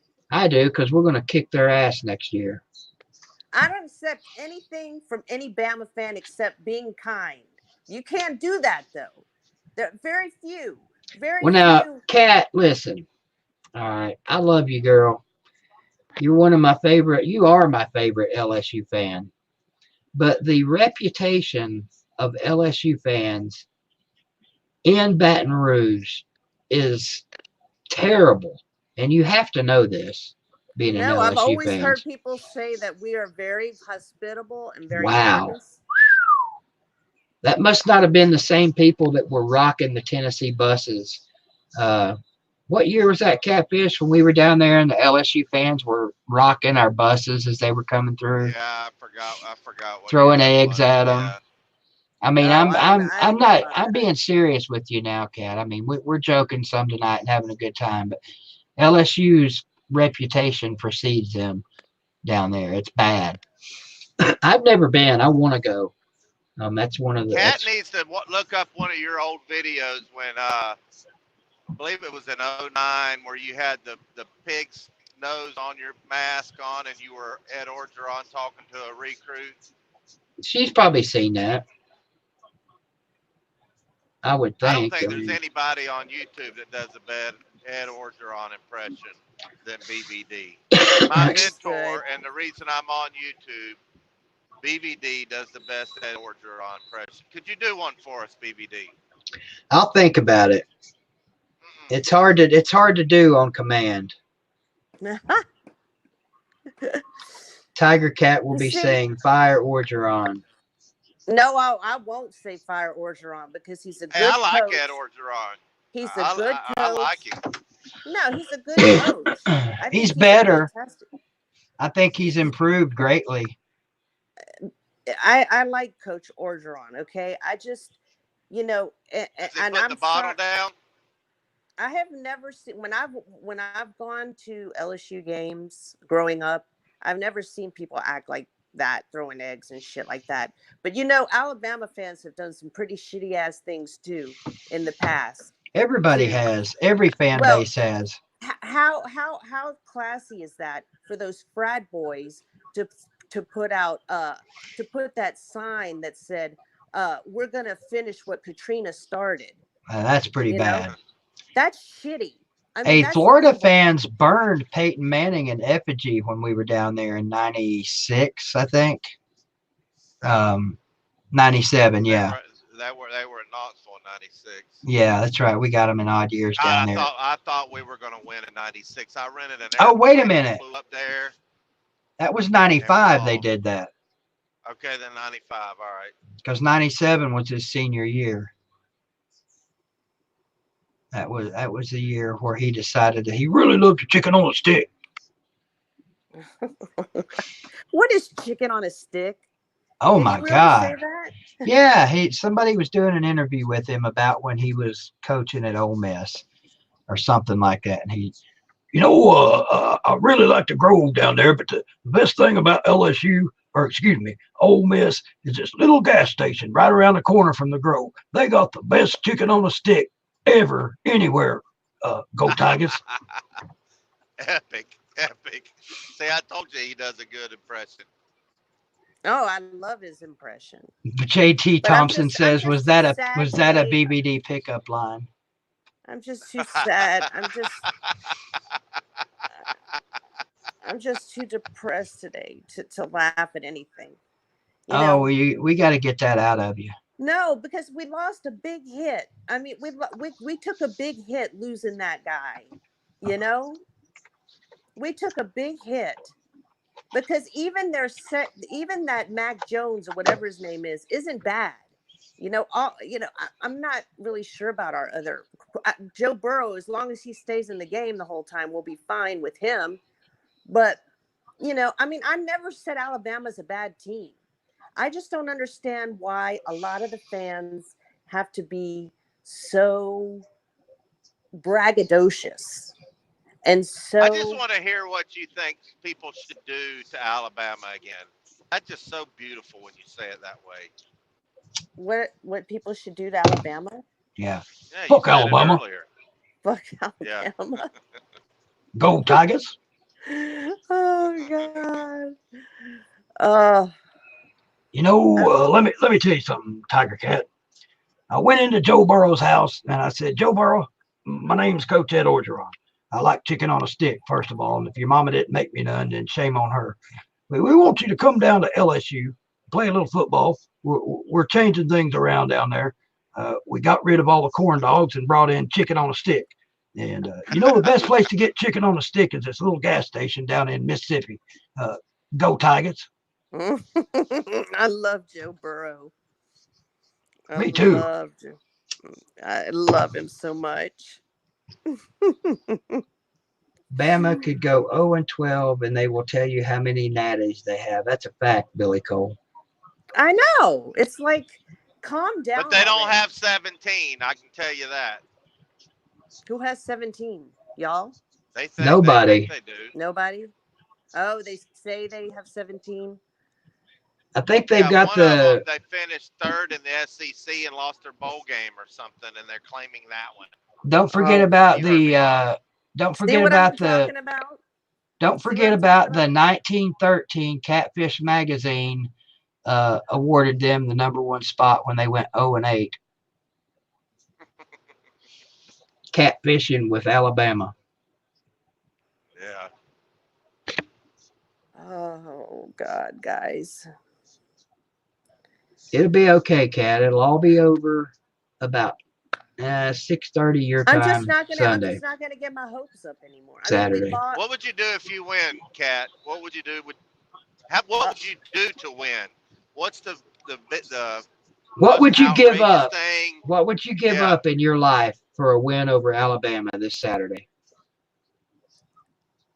I don't know. I mean, it's important to me, but I mean, like, what do you mean? Well, I mean, you could say anything. You could give up coffee. You could give up your left arm. You could give up breathing. I mean, No, I wouldn't give up anything. It's not that important. They can kiss my ass. They play. They play Would you shave cupcakes. your head bald? They Win? play. They play cupcakes, so they're nice and prepared when they come and meet us. So it's not like they. would Whatever. you give up cupcakes? I would give up cupcakes, yes, to Well, win. see there's something you would give up. What would you give up, Hoss, to see number 14 not happen next year? Catfish. Oh, Catfish? What would I do? Oh man, I think the list is shorter of what I wouldn't do because I would do about anything. Would you shave your head bald and keep it that Oh way hell yeah, for a year? hell yeah, fuck yeah, I would. Would you shave your mustache, goatee, and hair? Yes. I would shave my head, but not for a year because I had cancer before and I've lost my hair before, so I know it grows back. Oh, well, So, that sucks. well, no, I'm fine now, but I know that I could go without my hair. I would do Right. that to win. Would you, I'd eat a can of dog food. I mean, you name it, I would probably do it. would you fly to Tennessee and take BBD out on a date for a win? I wouldn't. I know you Oh, wouldn't. you're asking Cat. I'm afraid of flying. Oh, see, here we go with the excuses. I swear. All right. If BBD sent you a luxurious limousine and drove you back to Greenville, would you go on a date just for a win over Alabama? I would hope anybody would say yes to that. Well, yes. Hell, I'd do that. Yes. I mean, when you say give up an arm or something like that, no, because your arm was not going to grow back. My hair. Yeah, and you can't flip Alabama. You can't flip Alabama off with that arm either if you give it up. I need all my limbs. Would you give up your voice for a week? Yeah. Yes. A year? Yes. No. No, hell no, Catfish. Yes, I No. would. You would not. If Saban was still coaching. You depend on talking too much, driving that truck around. You can't sign language on the CB radio. I don't even get on the CB. Well, I know that, but I was just using that as the stereotypical whatever No, for but I would do it truckers. for a month. Would you give up hearing for a month? For a month, I was guaranteed 100% that we shellacked Alabama and embarrassed them. Yes. Yes. Okay, here's the big one. Would you give up your vision for 2 weeks? No. Yes. No. Damn. It's not that important to me. It is, but it's You not. got it. I think Catfish has got issues way beyond football.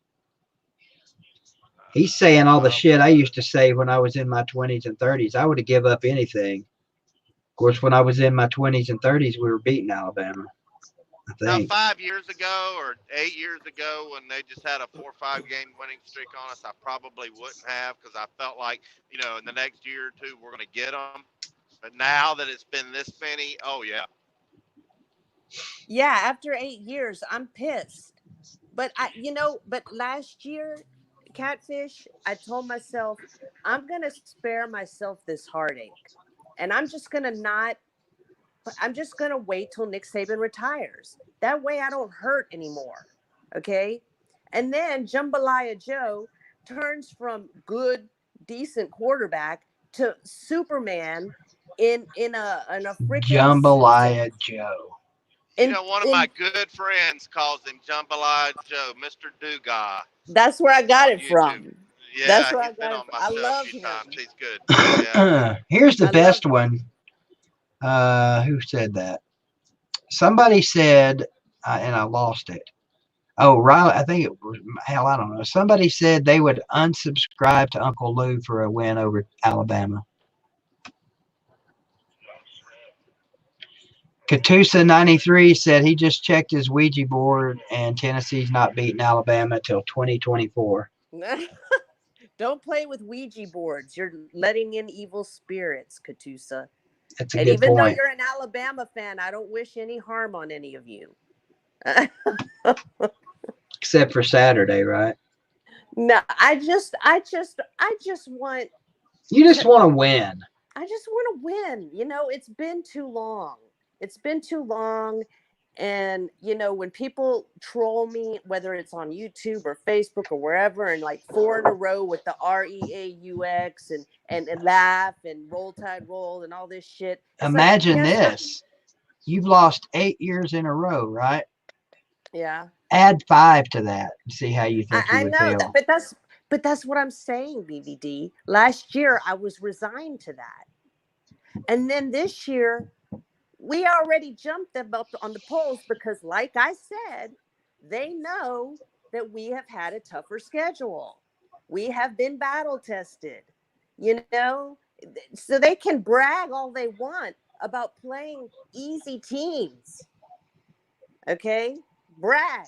Continue to brag. Continue to brag about beating unranked teams. Good for you. Congratulations.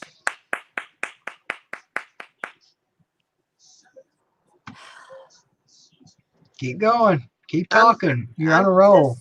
I'm gonna dig myself into a grave because if they beat us, I have to come back on here and eat crow. Yeah, and you're gonna have to do it live too. I don't care. I don't mind eating crow. I just you know, just don't. I just stop it already. Stop it with the trolling. It's old. It's worn out, and it's nobody cares. Nobody likes Bama. The only people that like Bama are Bama fans. And you know what? They're not going to like Alabama anymore once Nick Saban leaves. I can guarantee you that because they're going to bandwagon onto whatever team is better. I will stick with LSU even if we were Arkansas or Vanderbilt. I would stick with my team through thick and thin. Okay? Because I got something for you, Kat.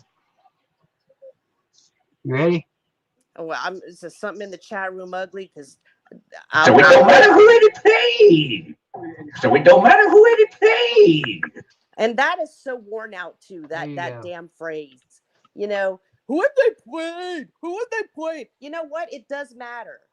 It does matter. If you play a team that's not so good, and you should blow them out. You should beat them by 40 points if you're a good team. So you can tell if a team's good no matter who they play.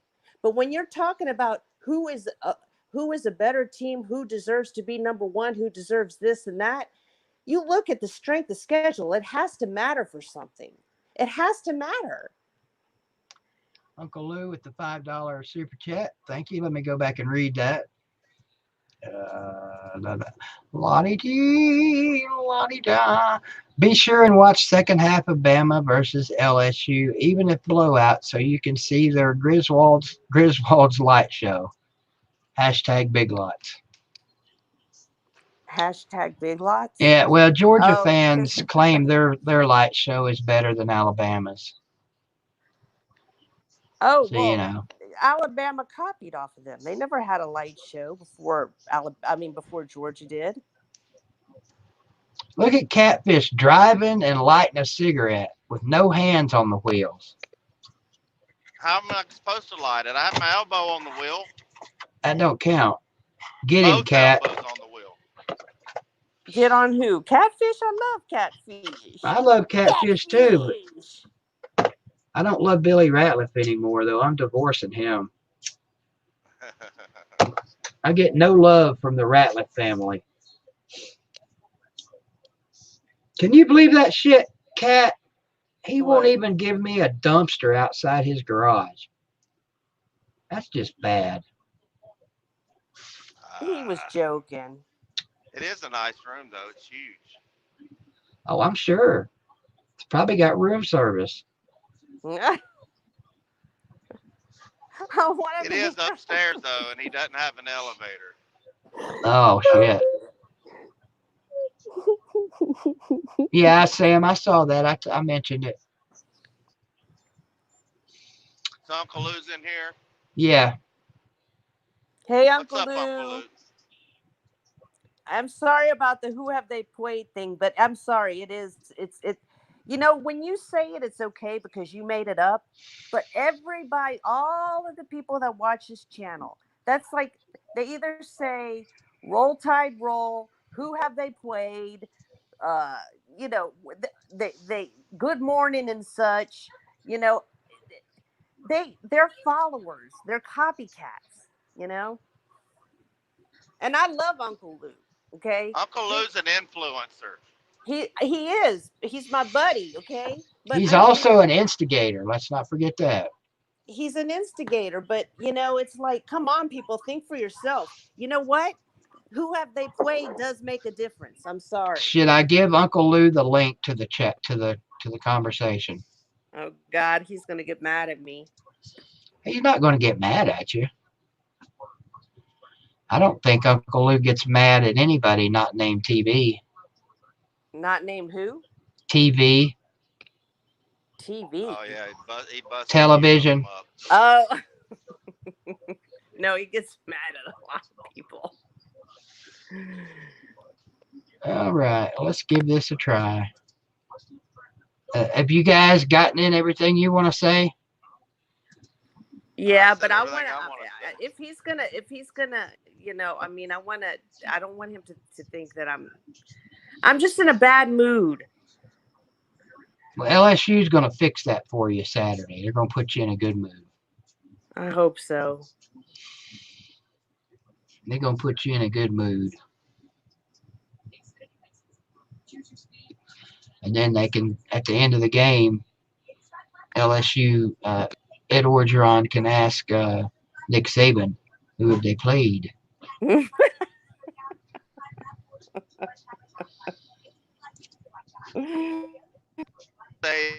He said on one of his videos that Tennessee shits and catfishes and BVD's mouth. Did you hear that? No, I hadn't heard that one. Thanks for that visual.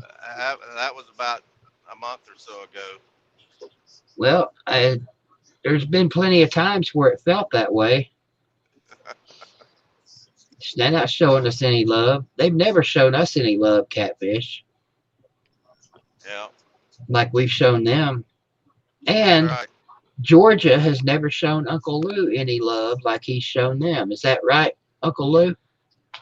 Well, like the actual university, no. I I mean, can't hear Uncle Lou. Yeah, I can't either.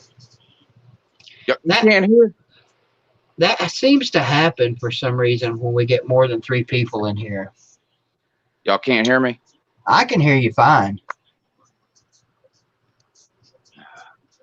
Let me try removing them. Yeah. And now talk a little bit, and then I'll bring them back in. Yeah, maybe try to bring them back in. No, the university itself's never really given me anything. You bring up a good point there. Of course, I never asked them for anything. That's a fact. I guess I never have either. I asked for Peyton Manning's autograph one time and actually got it. I'm sure it was probably. Can you hear now? I hear. Well, I heard her for a second. Yeah, Catfish, you in here? Tiger Cat. Well, anyway. Go through this shit every night on this thing. I forgot why I even joined the stream now. I'm not mad at Tiger Cat for who have they played. The word disappointed comes to mind more so than anger. She should know better. I mean, if last year wasn't proof enough to everybody that the whole who have they played thing is just ridiculous. I mean, Alabama and Clemson, according to everybody you listen to, neither one of them were any good, even though they were both 14-0. Neither one of them were any good because they haven't played anybody. Then all of a sudden, Clemson beats Alabama. Then all of a sudden, that's somehow proof that Clemson was good, and it's proof that Alabama wasn't good because they finally played somebody and lost. But if they weren't any good, then how does that prove Clemson was good? Because they still ain't played nobody.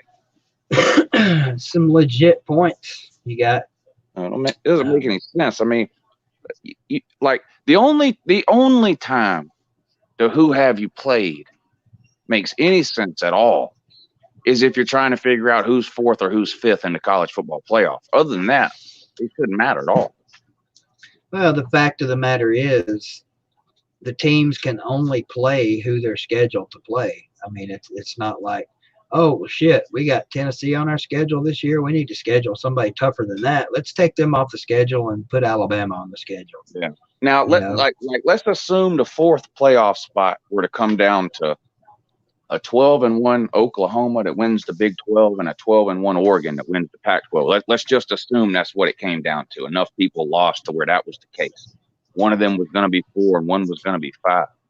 Well, all you can do is look at who they played. Then what else are you going to do? They both have the same record. They're both Power 5. They both won their conference. All you can do at that point is who had they played. But this whole thing where it's November and Alabama's no good because who have they played? That's ridiculous. JT Thompson says with Lou's argument, UCF should be national champion. Well, we'll find out when they expand to 8 teams. But the point isn't that all that matters is your record. That's not the point either. That's just as ridiculous. I mean, you can watch a team play and determine something about that team. It doesn't matter who they're playing. And I don't think if anybody thinks UCF 2 years ago, last year, this year, whatever, would be 12-0 in any Power 5 conference, they're out of their mind. Yeah, didn't they get punked by Auburn? Was it Auburn or LSU in the bowl game that beat them? No, they beat Auburn 2 seasons ago to finish 14-0, and then last year they were 13-0 and then lost to LSU in the bowl game. But like, look at this year, for example. They had to play 2 Power 5 teams in back-to-back weeks for the first time ever. They beat Stanford at home, and then they went on the road and got humiliated by Pitt. Yeah, and Stanford's terrible this year too. And Pitt's not that good either. Yeah. So the point is, like, you give a team like UCF who's got some talent and has good coaching, you give them 30 days to prepare for a team. Yeah, they can beat them. But UCF, even when they were fake national champions 2 seasons ago, pick any 5 teams in any of the Power 5 conferences and make UCF play those teams 5 weeks in a row, they don't win them all. They could have played Arkansas, Tennessee, Ole Miss, Mississippi State, and South Carolina. They wouldn't have beat all 5 of those teams 5 weeks in a row. It wouldn't have happened. Catfish, can you hear? Hello to Catfish. I can see Catfish. He's in the dark. He's got a smoking problem, doesn't he? Look at him. Yeah, he does, man. He's chain smoking tonight. Have you noticed that, Lou? That's like the 4th one he's lit up in the last 5 minutes. Well, bowl eligibility is on the line here in the next couple of weeks. He's nervous. Hey, I don't blame him. I'm lighting up my 5th right now. You don't smoke, do you, Lou? Give me the percentages on Tennessee making a bowl game realistically. What do you think? 70. Yeah. I'm being kind of, I don't know what the word you would use. I'm being cautious just because we're still Tennessee. I know we appear to be playing better, but the old Missouri voodoo doll is still out there. For some reason, that's a team we can't beat. Yeah. Well, even if they somehow beat you, beat Kentucky and Vandy, you're in.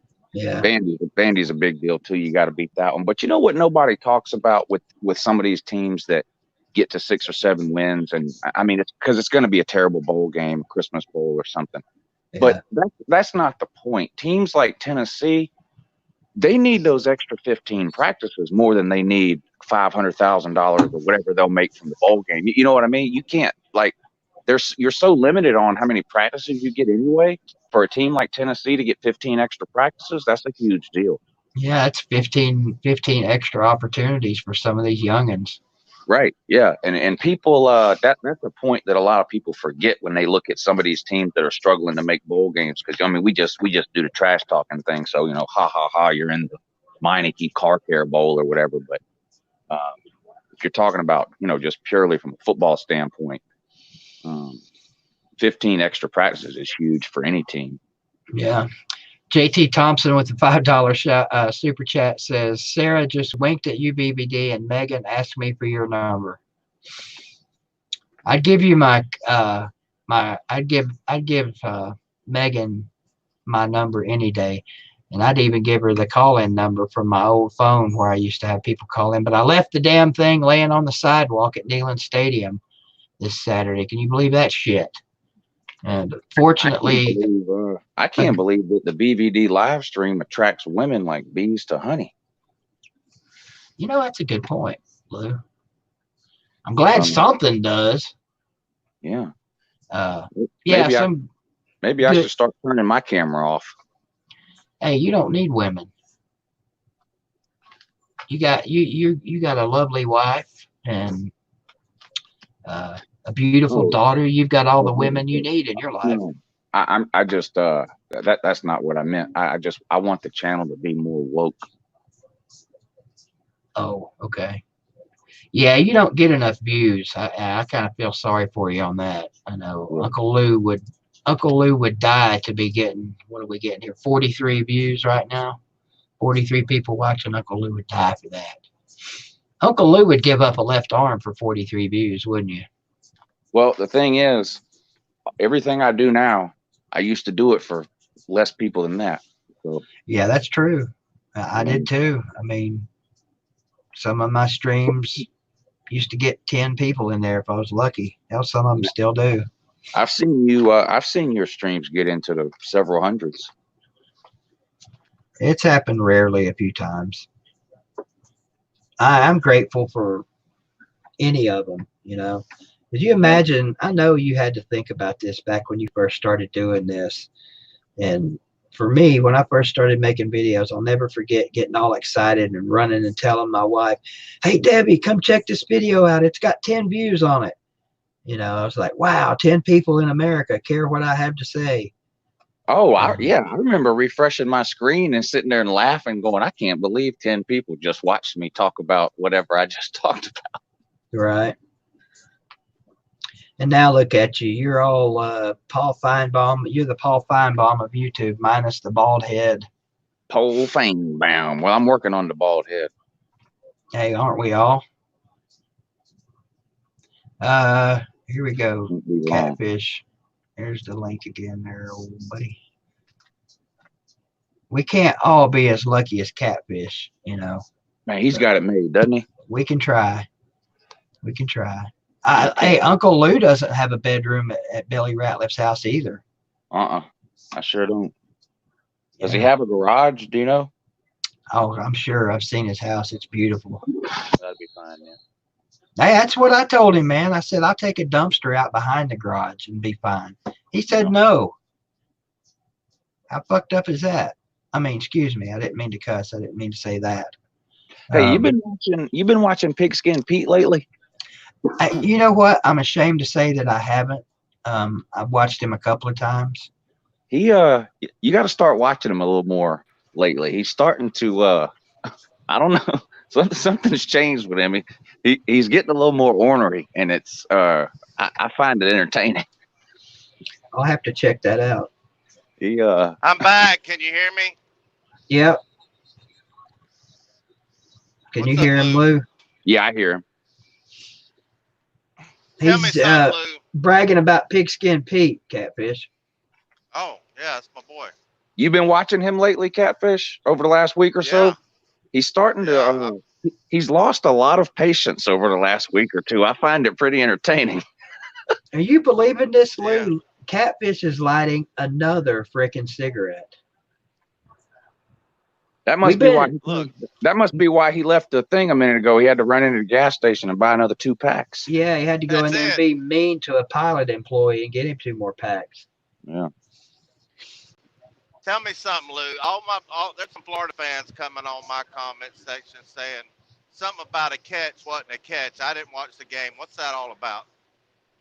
I think the review would have gone either way it was called on the field, because when they do a review, they either confirm it or they let the play stand. In this case, they let the play stand. So I guess there was not, whatever the rules are, how it has to be overwhelming evidence or something to reverse the call. If not, they just say the call stands. Right. So, I mean, it was very close.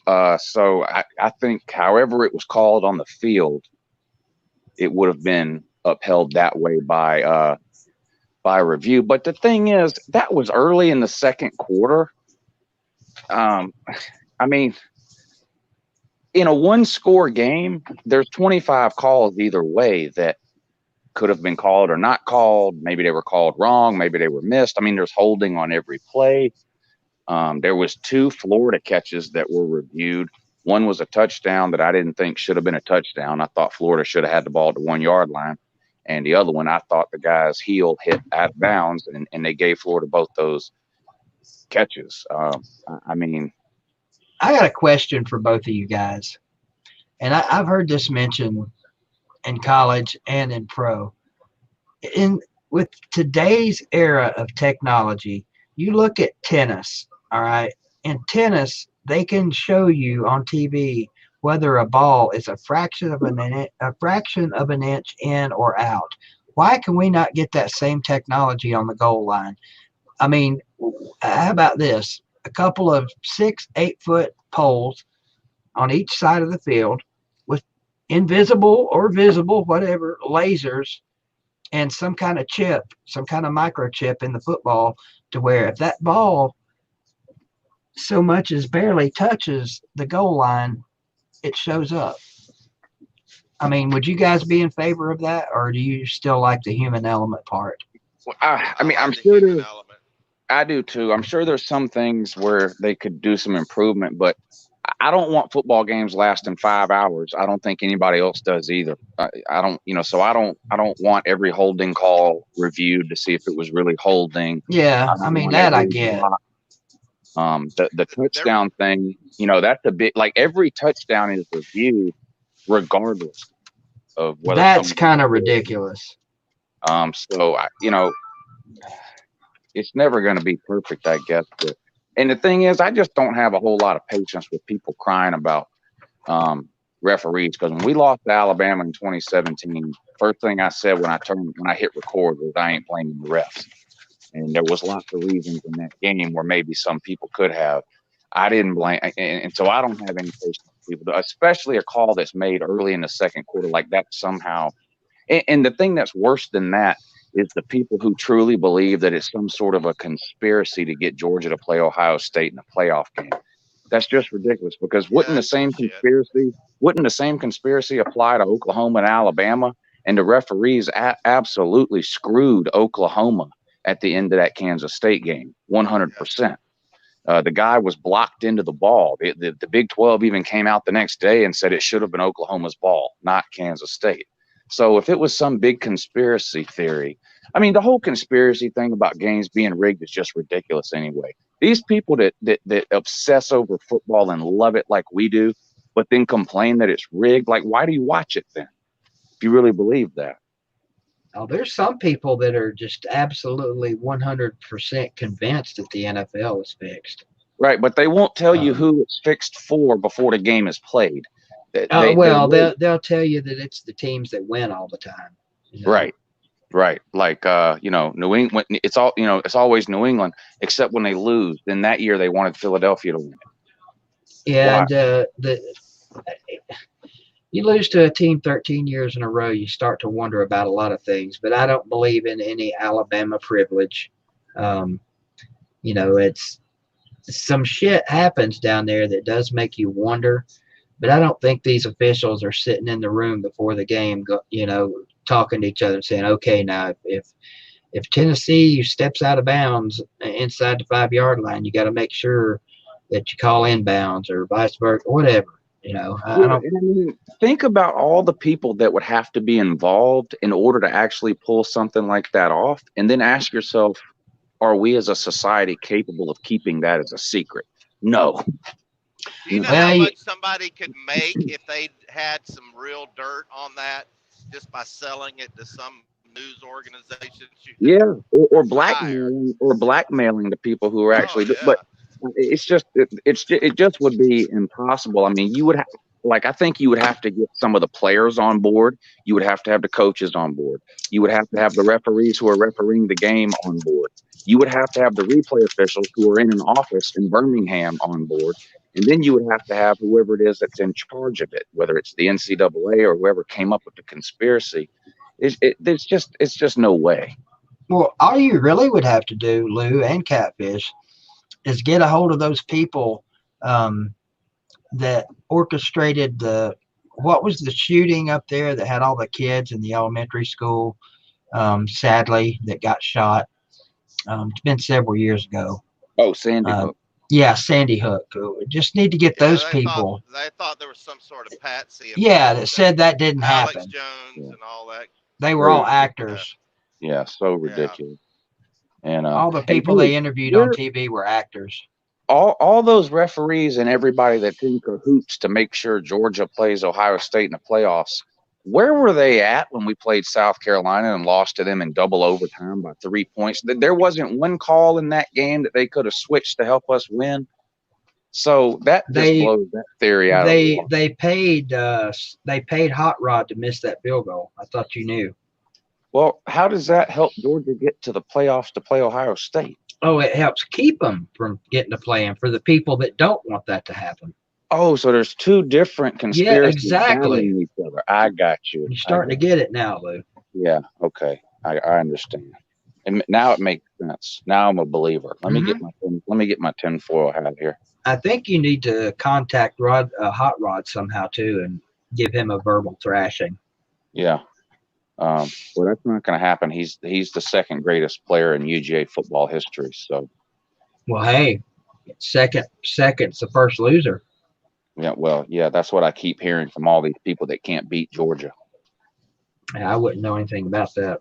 All these Florida fans, man, ha ha ha! Congratulations, you're going to get beat by Bama or LSU in the SEC title game. Well, that's great, but you can't beat Georgia though. You can't even get there. So it's hilarious. Hey, Lou, yeah, DD's been busting my chops for not giving appropriate credit for those people that helped me get into YouTube and get That's me a lie. into YouTube. So I'd like Another to take lie. this moment to Another lie. Moment to thank you, Uncle Lou. Constantly lying. Oh, stop it! You thank me all the time. You said you were giving me some views. Yeah, I do thank you all the time, Lou. And I know, and I myself have personally heard you say that probably 100 times. So and you don't need to say it just for other. You don't need to say it for BBD's benefit or other people's. No. I mean, me and you were talking on the phone in private, and you told me that. I'm sorry, Uncle Lou. Catfish was having some problems there. He had to back out of the stream for a second. Can't believe you booted him. Yeah. But he's back now. Sorry. Yeah. and I do the same thing when people have me on their show or they have me on somewhere and they always ask me how'd you get started. I always tell them DVD, Law Tide. Those are the two names I always mention. There was others, but those are the two that are still around. Oh yeah, everybody's got a hand in it. Yeah. And I do give BBD credit all the time. He just gets butt hurt. Yeah. My butt feels just fine, thank you. Yeah, somebody tell me what that's all about. What does butt hurt mean? It's kind of like good as hell. Hey, where are you at, Catfish? What part of the country are you in? I'm in Illinois, and I'm about 250 miles away from Fond du Lac, Wisconsin. And then unload there tonight, or about 2 in the morning Central Time, and then I go down to the Big D in Dallas, and then head to Knoxville. All right. Well, sounds good. Y'all play in Kentucky this week, don't you? Lexington. Yep. Did he say he was on his way to Fond du Lac, Wisconsin? And then he said something about the big. And then he said something about the Big D. So I don't know what he's doing. I don't think he's driving a truck, man. I think he's doing something else. I think BBD's chances of getting a date with Tiger Cat just improved. Oh yeah. You have less competition than you did 5 minutes ago. Hey, I'm just glad Sports Live and the ATL's in here. He would have already sealed the deal with Tiger Cat. Oh, without question. Total serious moment here. I forgot all about this. If you guys that know PCG, Pete Carroll's Gum, Seattle started to say Supersonics. A Seattle Seahawks fan, makes videos for them. She got hit by a car the other night. Really? Yeah, I haven't heard any updates from anybody. I don't know if there was bad injuries or no injuries or. I haven't heard either. Apparently she stopped to help somebody else that had gotten a wreck and was standing on the side of the road, and then herself got hit. And you hear about that happening all the time. Mm-hmm. Yeah, she's a nurse. And there's another female. There's another female sports fan that roots for a certain team that wears purple colors. It's a nurse. So I'm grateful I love nurses. Mama Lou was a nurse all her life. That's Mama Lou was. So was Mama BBD. So was Mrs. BBD, the last one. So I have a lot of respect for nurses. Yeah. So how about that? She pulls over during a wreck. She needs to be following Catfish around because he's going to have a damn stroke smoking all them cigarettes. Mm. I don't smoke. Pulls over to help somebody. I even heard that they were giving CPR at one point to the people. I don't know about that. I wasn't there. You know how stories go sometimes. But yeah, and then gets hit by a friggin' car. I don't know. Back to the nurses thing. I don't know if Tiger Cat is this way. She is. She needs to not be. But you know how when you do something all the time and you don't want to do it when you come, like whatever you do for a living, when you come home, you don't want to do that. Like there's a lot of people that own landscape companies. Then you go look at their house and they have the worst yard in the neighborhood. You know what I mean? That kind of thing. Yeah. My mom was that way. Like she took care of people all day long at work, but then she didn't take care of herself. You know what I mean? That's what got her.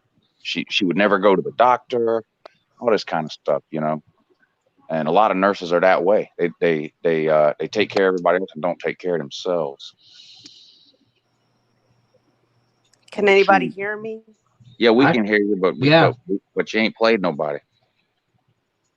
All right. We have. Oh, everybody goes on the Uncle Lou show and says good morning and who have you played? I mean, that's all they say. That's all they know how to say. Don't forget Roll Tide. That's all Alabama fans know how to say. Roll Tide, roll. Oh, Roll Tide, roll. Well, Roll Tide on that.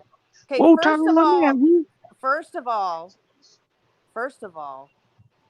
I said I got a call when I was in the backstage. Okay, so I got cut off. Then I came back in. I was backstage, and I heard Uncle Lou talking about who have they played and how important that is. So I missed the beginning of it. But what I heard from you say is exactly what I said. I never said Alabama's a bad team. But I wouldn't be bragging to everybody because they play easy. They play like maybe, one or two good teams that make it to the championship game, and win the SEC championship. Okay. So yeah, they're a good team, but they brag like they just are just so good that they could beat anybody, but yet they want to play Duke on a neutral field.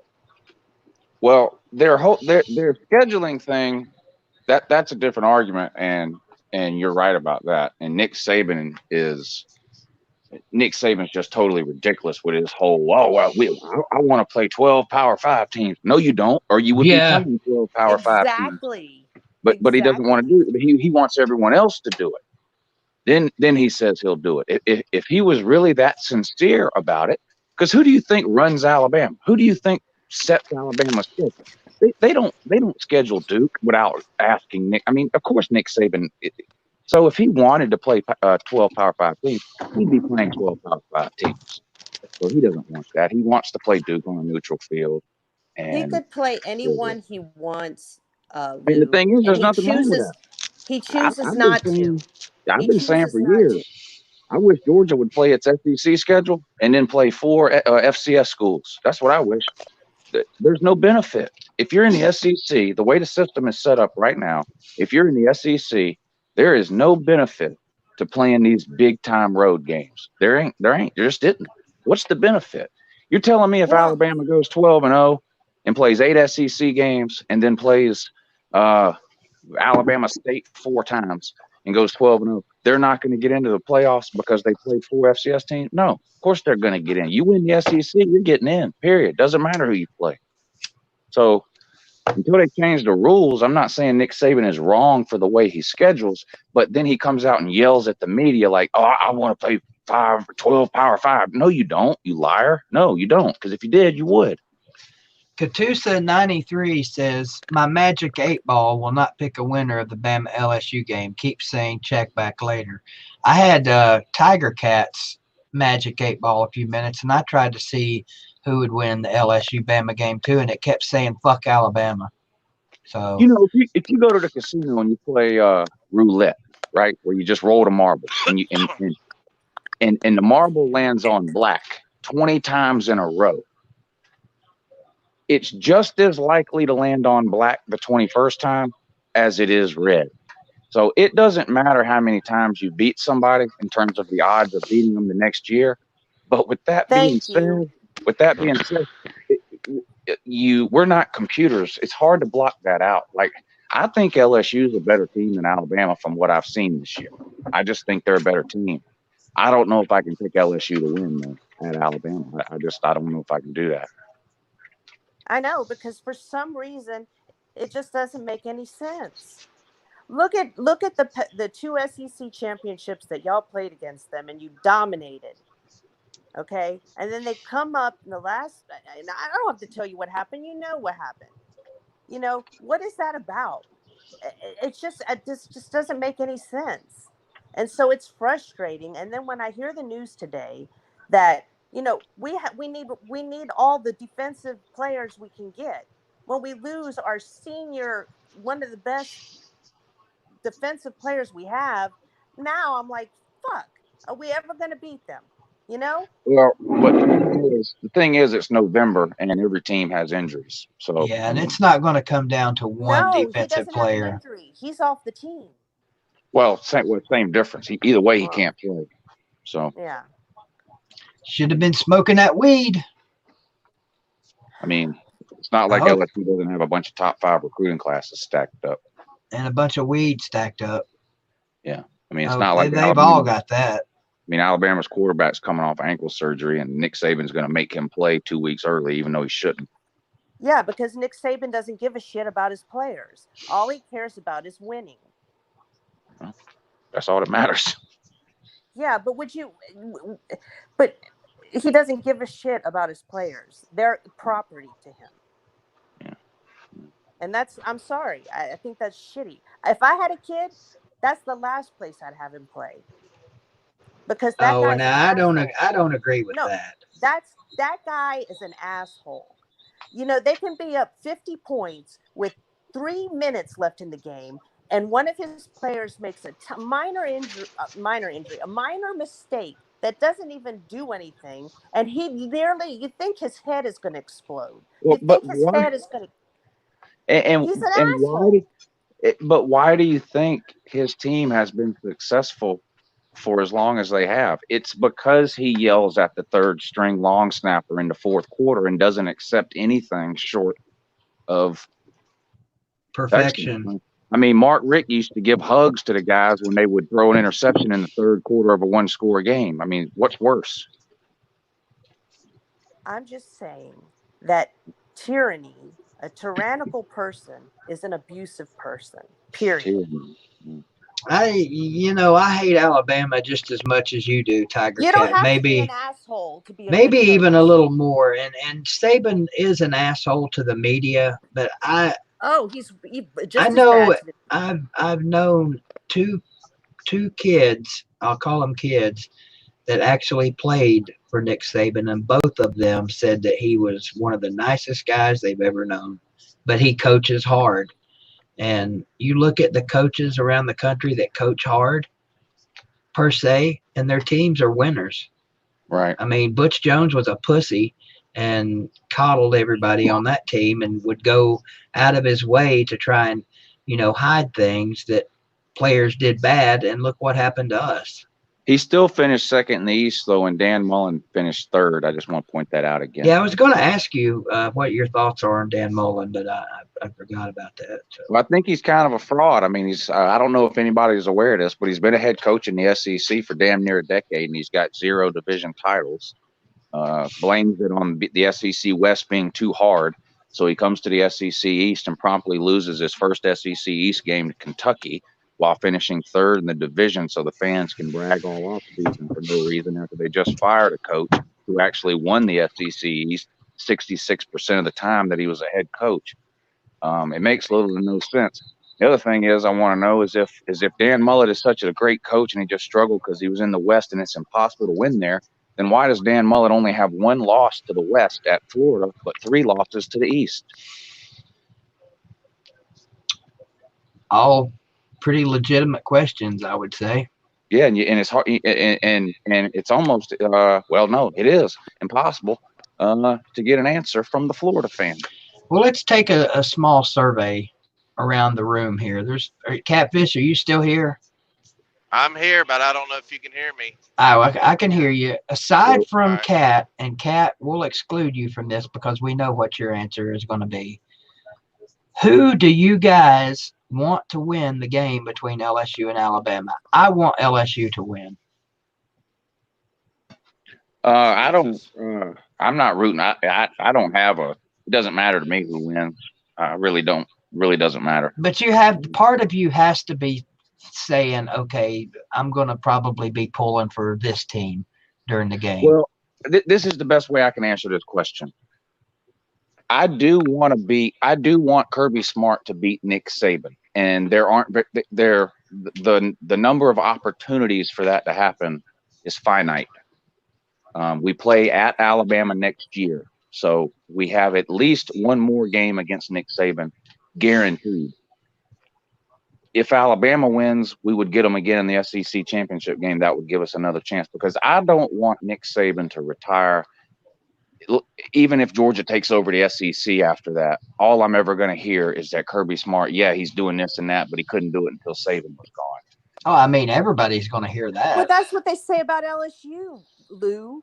Well, yeah, but what I'm saying is, so I wouldn't mind playing Alabama again in the SEC championship game, but not to the point where, I mean, I watch a lot of college football, but I don't ever root for anybody to win or lose other than in the Georgia game. I mean, I pick winners and losers for the channel, but I won't be watching that game like rooting for Alabama or LSU, either one to win. See, the only time I want Alabama to win is if it helps Tennessee in some way, shape, or form.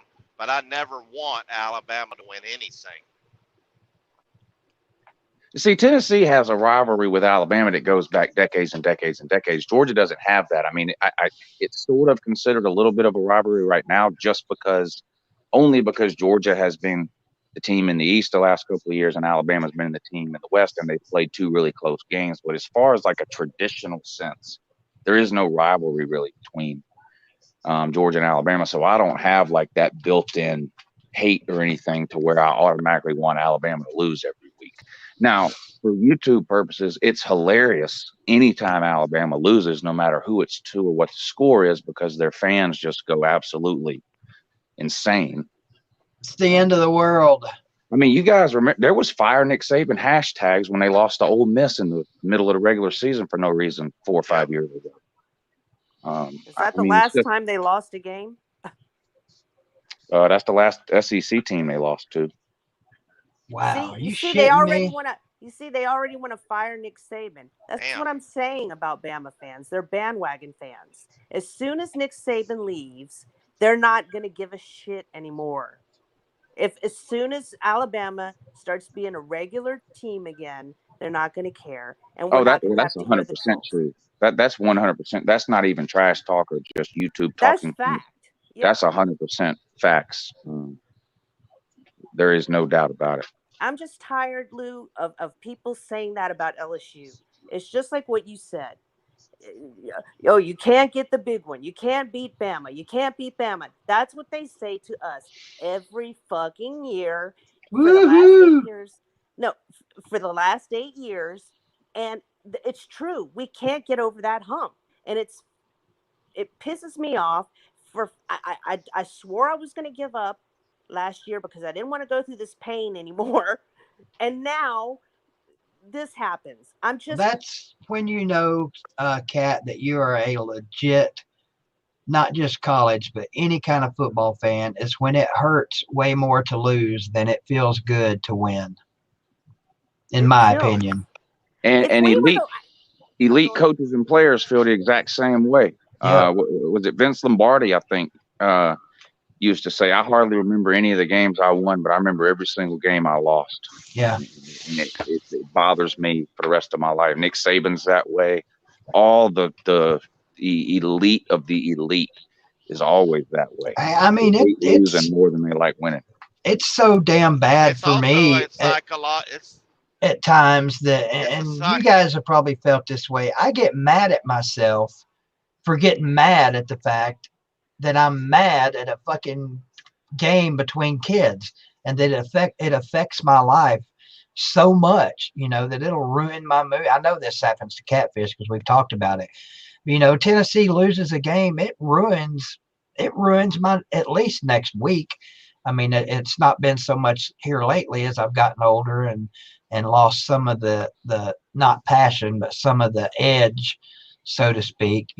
I've finally grown up to the point where I realize losing a damn football game, especially one that I'm not playing in, is not life changing. You see what I'm saying? Like, it bothers me that bothers me. Yeah. And Well, that's a It bothers. psychological principle. There's a book by John Paul Sartre called Being and Happiness. And basically, if you there was a Wall Street book that kind of analyzed that writing. That writing's probably 400 years old. It says it feels worse, and Jeff Hall brought this up on an interview. It feels worse to lose money in an investment than it does to make even triple that amount that you would have lost. It hurts worse to lose than it does to. It feels good to win. It's just human nature. DJ I Doom actually, says he doesn't remember any of that fire Nick Saban stuff from the Ole Miss game. So, fan since 2016 confirmed. Thanks for proving everyone's point, DJ. hey, leave DJ alone. I'm going to make a video. Leave DJ alone.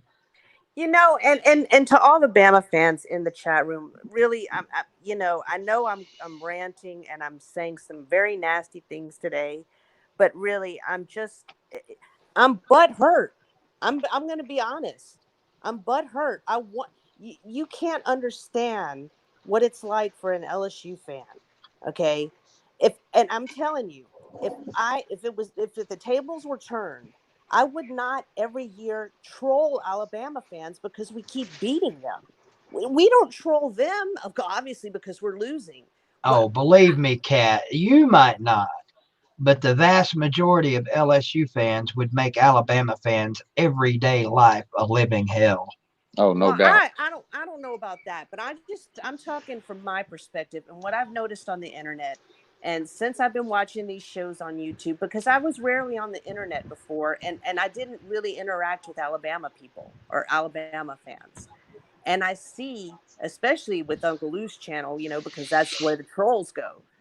And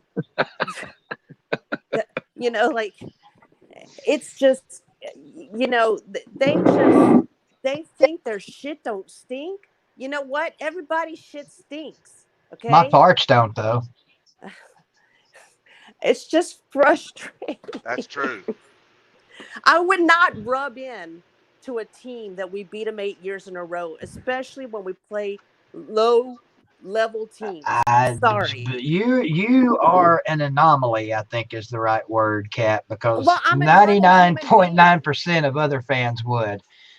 Believe me, if we'd beaten Alabama 13 years in a row right now, I'd be so fucking much in their heads they dream about getting rid of my ugly ass. And No, I you're can't believe that Catfish is sitting there smoking another cigarette.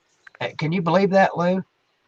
It's kind of alarming, but It is. I'm glad I don't alarming. smoke. I'm glad you I know don't smoke a lot you on know what's Let me tell weird? you the something about.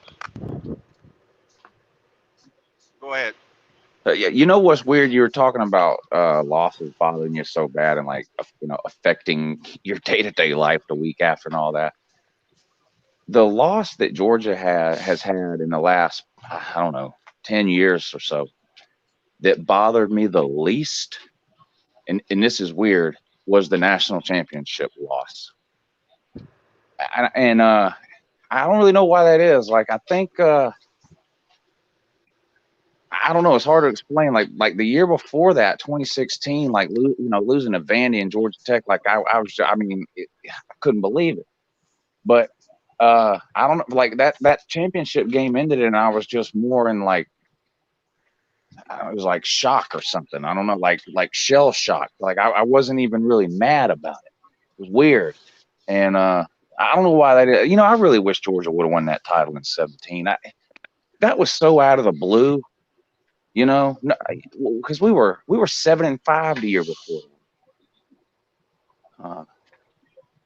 We should have won it that year. It doesn't Man, bother that me would have for a been it week. would have It been bothers. such a good story if Georgia could have won it that year out of the blue.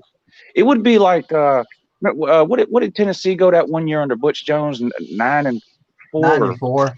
Yeah, it would be like that was a pretty good year, but it would be like if the next year you go 11-1, win the SEC, and find yourself in the national championship. Like it would just be, it was so out of the blue.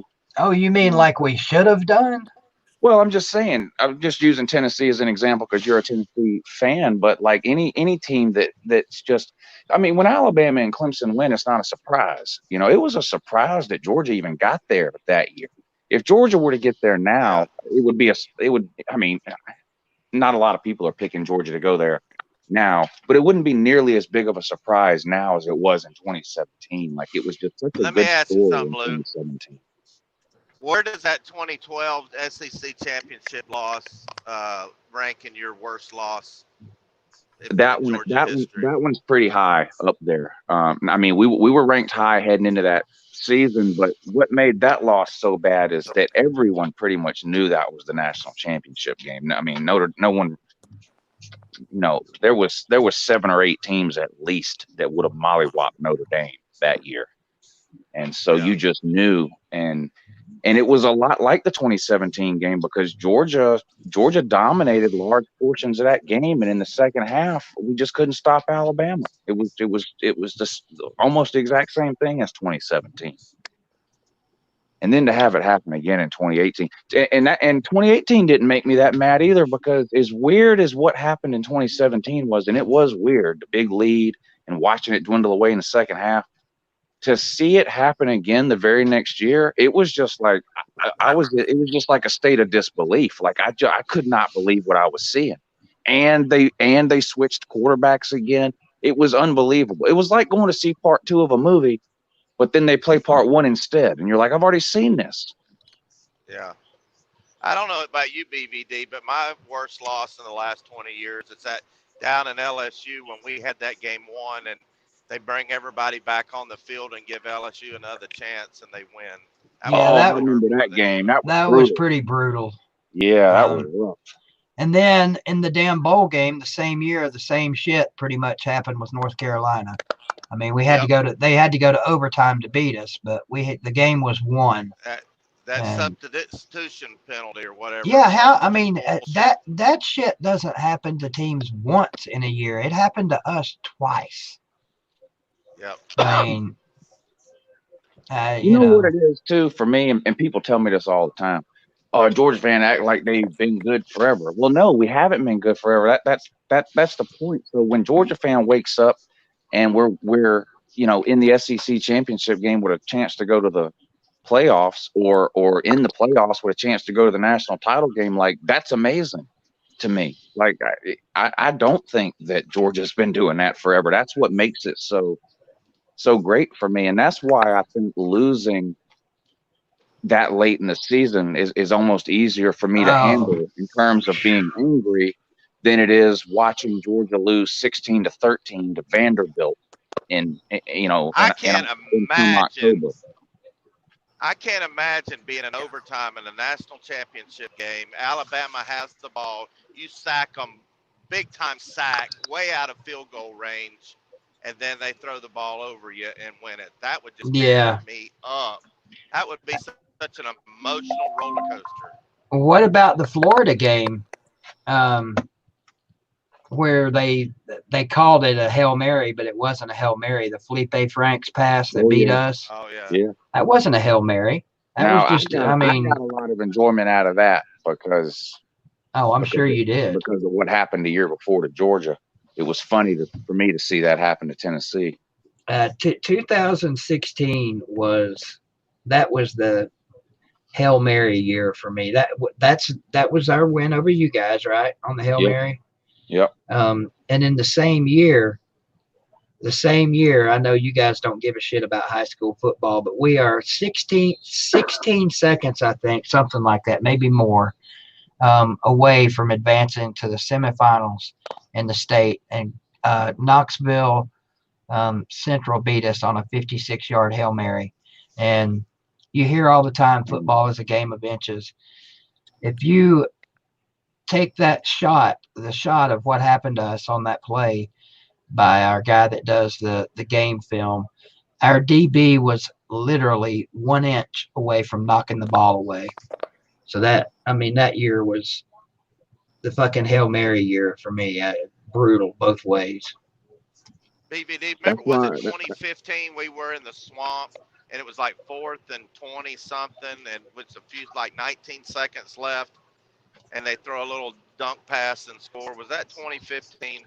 That Oh one hurt God, a lot. that hurt. Yeah. I don't remember the year, but that was This is funny. We were just talking about how all the elite coaches and players always remember the losses more, and then here we are. Not a single one of us is talking about any big wins we remember. It's all yeah. all the brutal losses that we I remember. mean, I was literally getting ready to say over the last, I'll go back 30 years, of all of our big wins, national championship included, none of those big wins felt anywhere near as good as those brutal ass losses. Yeah. I mean, even the year we won the national championship, yeah, I mean, it gave us a year to brag or whatever. But a couple of days after that, man, I was kind of over it. The happy wore off pretty damn quick. And I even won a $1,200 jackpot that night at Harris Casino. So that was a great night for me. Damn. By the way, I don't still have that $1,200 in case anybody was wondering. What were you going to say, Kat? I don't know. I need to find a hypnotist to just get me to not like college football anymore, because I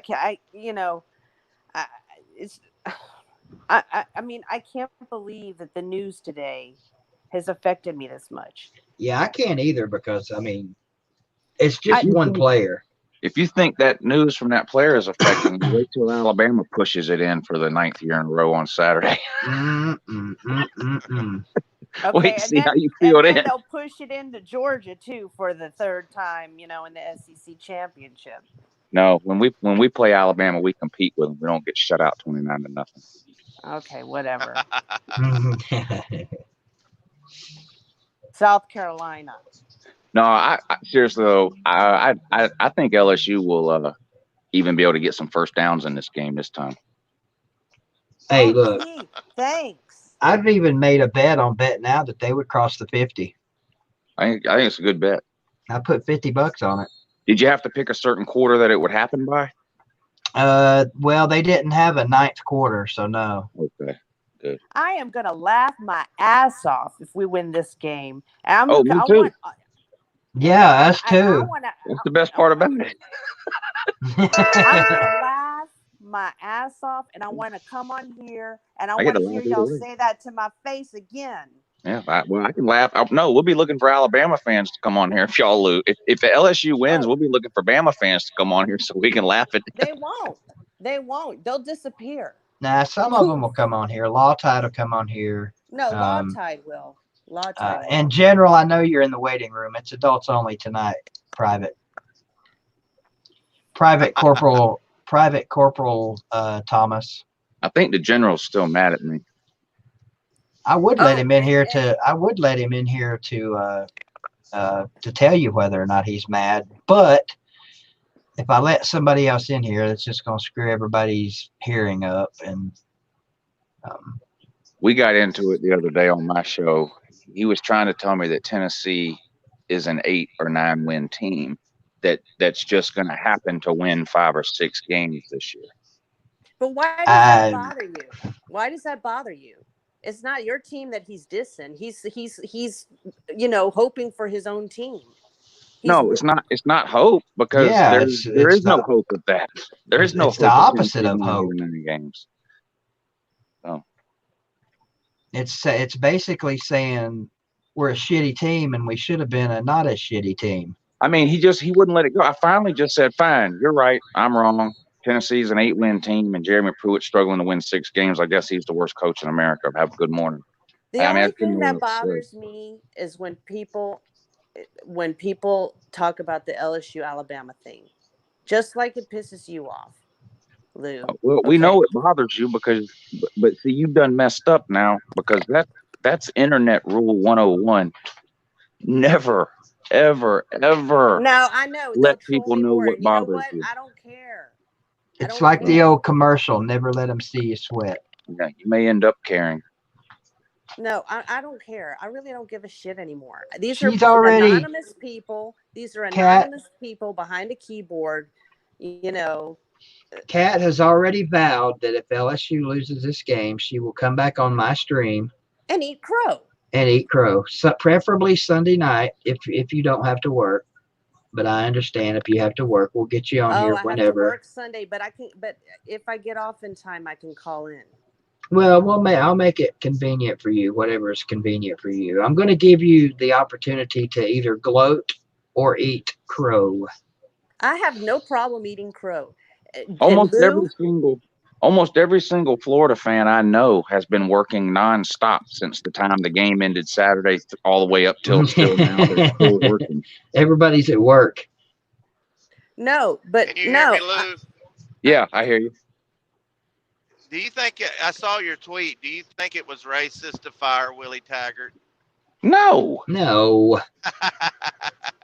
Listen, who's calling that bullshit?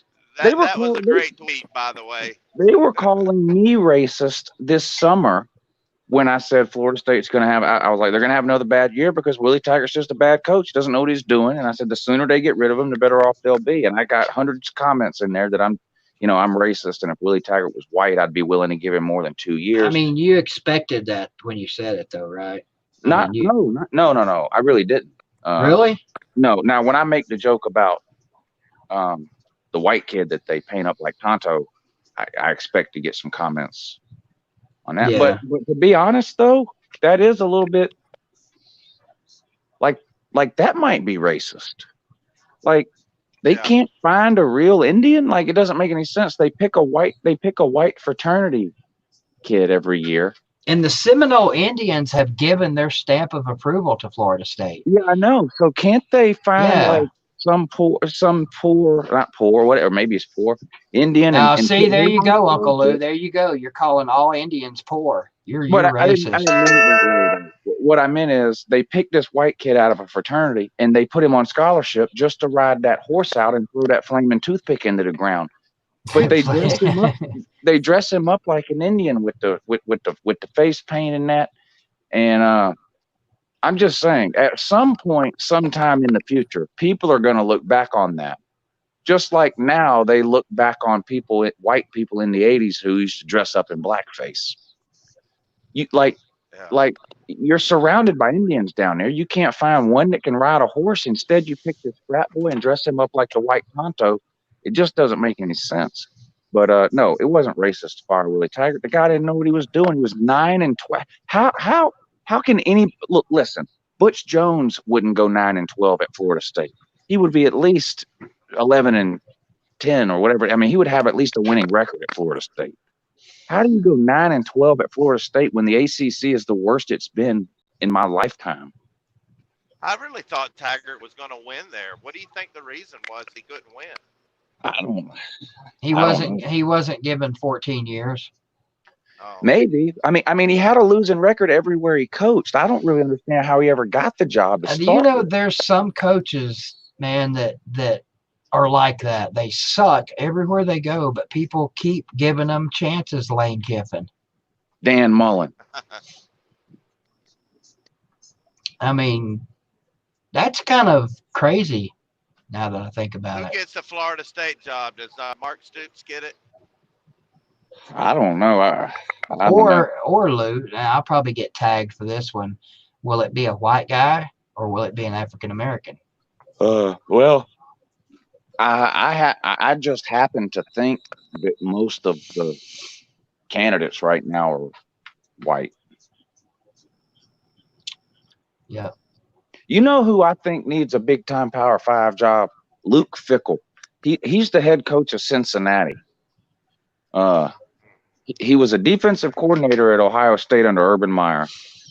He got the head coaching job at Cincinnati last year. Was his first year, and Cincinnati was no good. In his first year, they went 11-2 and finished ranked last year. And now this year they're like 8-1 and ranked 17th. Somebody needs to give that guy a Power 5 job. Well, guys, I got to pull off here. I'm out of cigarettes. I got to get me some cigarettes. Y'all have a good one. I'm gonna jump off of here too. It's good talking to you guys. All right, buddy. Let me wait on BVD to put his headphones. BVD, I'm gonna jump off of here too. All right, buddy. I just had to go get something to drink. Yeah. I ran out of cigarettes. I got to stop and get some smoke. Yeah. Thanks for having me on, though. I had a good time talking with y'all. Yeah, it's fun. I'm gonna have to do this. You have to get us on your show one night. Yeah, sounds good. All right, y'all take it easy. Take care. Later, Yeah. guys. Are you out too, Kat? Because I'm getting pretty close to that bag of pink salmon over there that's been staring at me since early this morning. Yeah, I'm done. Well, last chance for any closing comments. I don't know that. Like I gotta said, get some cigarettes, so I gotta stop. Have a good one. See you. Bye. All right, see you, Catfish. All right, now like go I ahead. said, if we lose again, I'll come back here. No problem with it. I'm used to losing to them. Fuck it. I know you will. You know, right. I have no problem eating crow. I have a problem with people trolling when they've won 8 years in a row. That's what I have a problem with. You might want to work on that one because it's going to be even worse now if it goes to 9. Fuck them. There you go. General, I let you in now. Do you want to say what you had to say? Well, not really. The only reason I wanted to come in was because Lou was in there. Well, he's still in the chats. He is? Yeah, he just typed a few seconds ago. Alrighty. Well, Lou, or BVD, let me ask you a question real quick. Do you think it's possible that Tennessee gets 8 wins? Absolutely, yeah. Okay, because Luther seems to think that's impossible for some reason. I mean, I might not say it's probable. But it's possible. But of course it's possible. Yeah, it's possible that we win the SEC East. That's absolutely absurd and ridiculous. But there's some idiots out there that have somehow figured up in their mathematical minds that Tennessee can still win the SEC East. I mean, I don't know what buffoon came up with that, but Anyway, yeah. Yeah. What I'm saying is, if Tennessee wins against Kentucky, which is probable, I mean, they don't have a quarterback. They've got a wide receiver playing quarterback. A. I'd B. The say Mark Stoops 50-50, but go ahead. the Mark Stoops rumors are going wild. That's going to distract them. I think Tennessee can win that game. Okay, Jeremy Pruitt's good with stopping one-dimensional offenses. Then you go to Missouri, who God, nobody knows what happened to them. But if you win them, guess what? That's 6 wins. You beat Vandy like you're supposed to. That's 7 wins. You go to the bowl game. That's 8 wins. Billy, Can you see that? I can see that happening. Billy Cole in the comments says, no, it's not possible, BBD. Look, Billy, it's possible that I go back here and open my back door and the most beautiful woman on the earth is standing there naked saying, BBD, I've been waiting for you my whole life. It's possible. I mean, it ain't going to happen, but anything's possible. Haven't we all been told that since we were kids? You can do anything you want to in this world. Anything is possible. Positive And let me thoughts, say something. positive thoughts Except beat breed positive reactions. Except beat Nick Saban. But I'll let you go. All right. So take care, Kat. Good night, guys. Good night, General. I believe Good night. y'all can make 8 wins. And Thank you for being a sane human being. well, I haven't been very sane tonight, but You've been great. What are you talking about? I'm just so upset about Love the the news today, but I fire. have to get over it. I love the fire. I'm glad you brought the heat tonight. I was hoping you weren't going to get on here and just be all, Yeah, woe but is now me. And I probably have a ton of haters in the chat room, people I don't even know, but who gives who good. cares? If they're hating you, they're watching you. Good night, everybody. Good night, my friends, my Bama friends, my Bama fan friend. All 2 of them. All 2 of them. Dwayne. All 2 of them. The girls. Dwayne and the girls. There you go. All right. Good night, guys. Take care. All right, General, finish this up because I'm getting ready to get off of here. All right. And let me clear this up real quick. I like Lou. I think he's a good guy. But if 8 wins is a realistic possibility, and all I can say is he bet if Tennessee wins 8 wins, it gets 8 wins this year, which I think could happen if they get in the right bowl game. I'm never letting him hear the end of this. That's all. Well, I mean, yeah, we all know it could happen. I mean, it's more of a hope for guys like you and me, especially the way this season started. You go back to the BYU game and said it's possible that Tennessee wins 8 games, you'd have gotten laughed out of the internet. I mean, you remember there were some Tennessee fans, we're going to be lucky to win 2 goddamn games this year. Might not win that because UAB might beat our ass. We heard all that. Yeah, I did, Matt. You missed the Coach O impersonation earlier. I brought it good. All right, guys. General, I guess, dropped out. So you guys have a good one. I was serious when I said I got I guess you'd call it a bag, a pouch, or whatever, of pink salmon. I've never tried salmon in my life, but I'm going to try it tonight. So y'all have a good one. Might be on here again before this week. All my high school people, I have a high school video coming out for the first time in several weeks here in a couple days. Just got to get it finished and edited and up because it's playoff time, baby. And thanks to Trenton, the Elizabethan kid that got on here and chopped it up with me for a while. He was very adult, very grown up, and I was very impressed with him. Y'all have a good one. Go Vols. I guess while you're at it, screw y'all.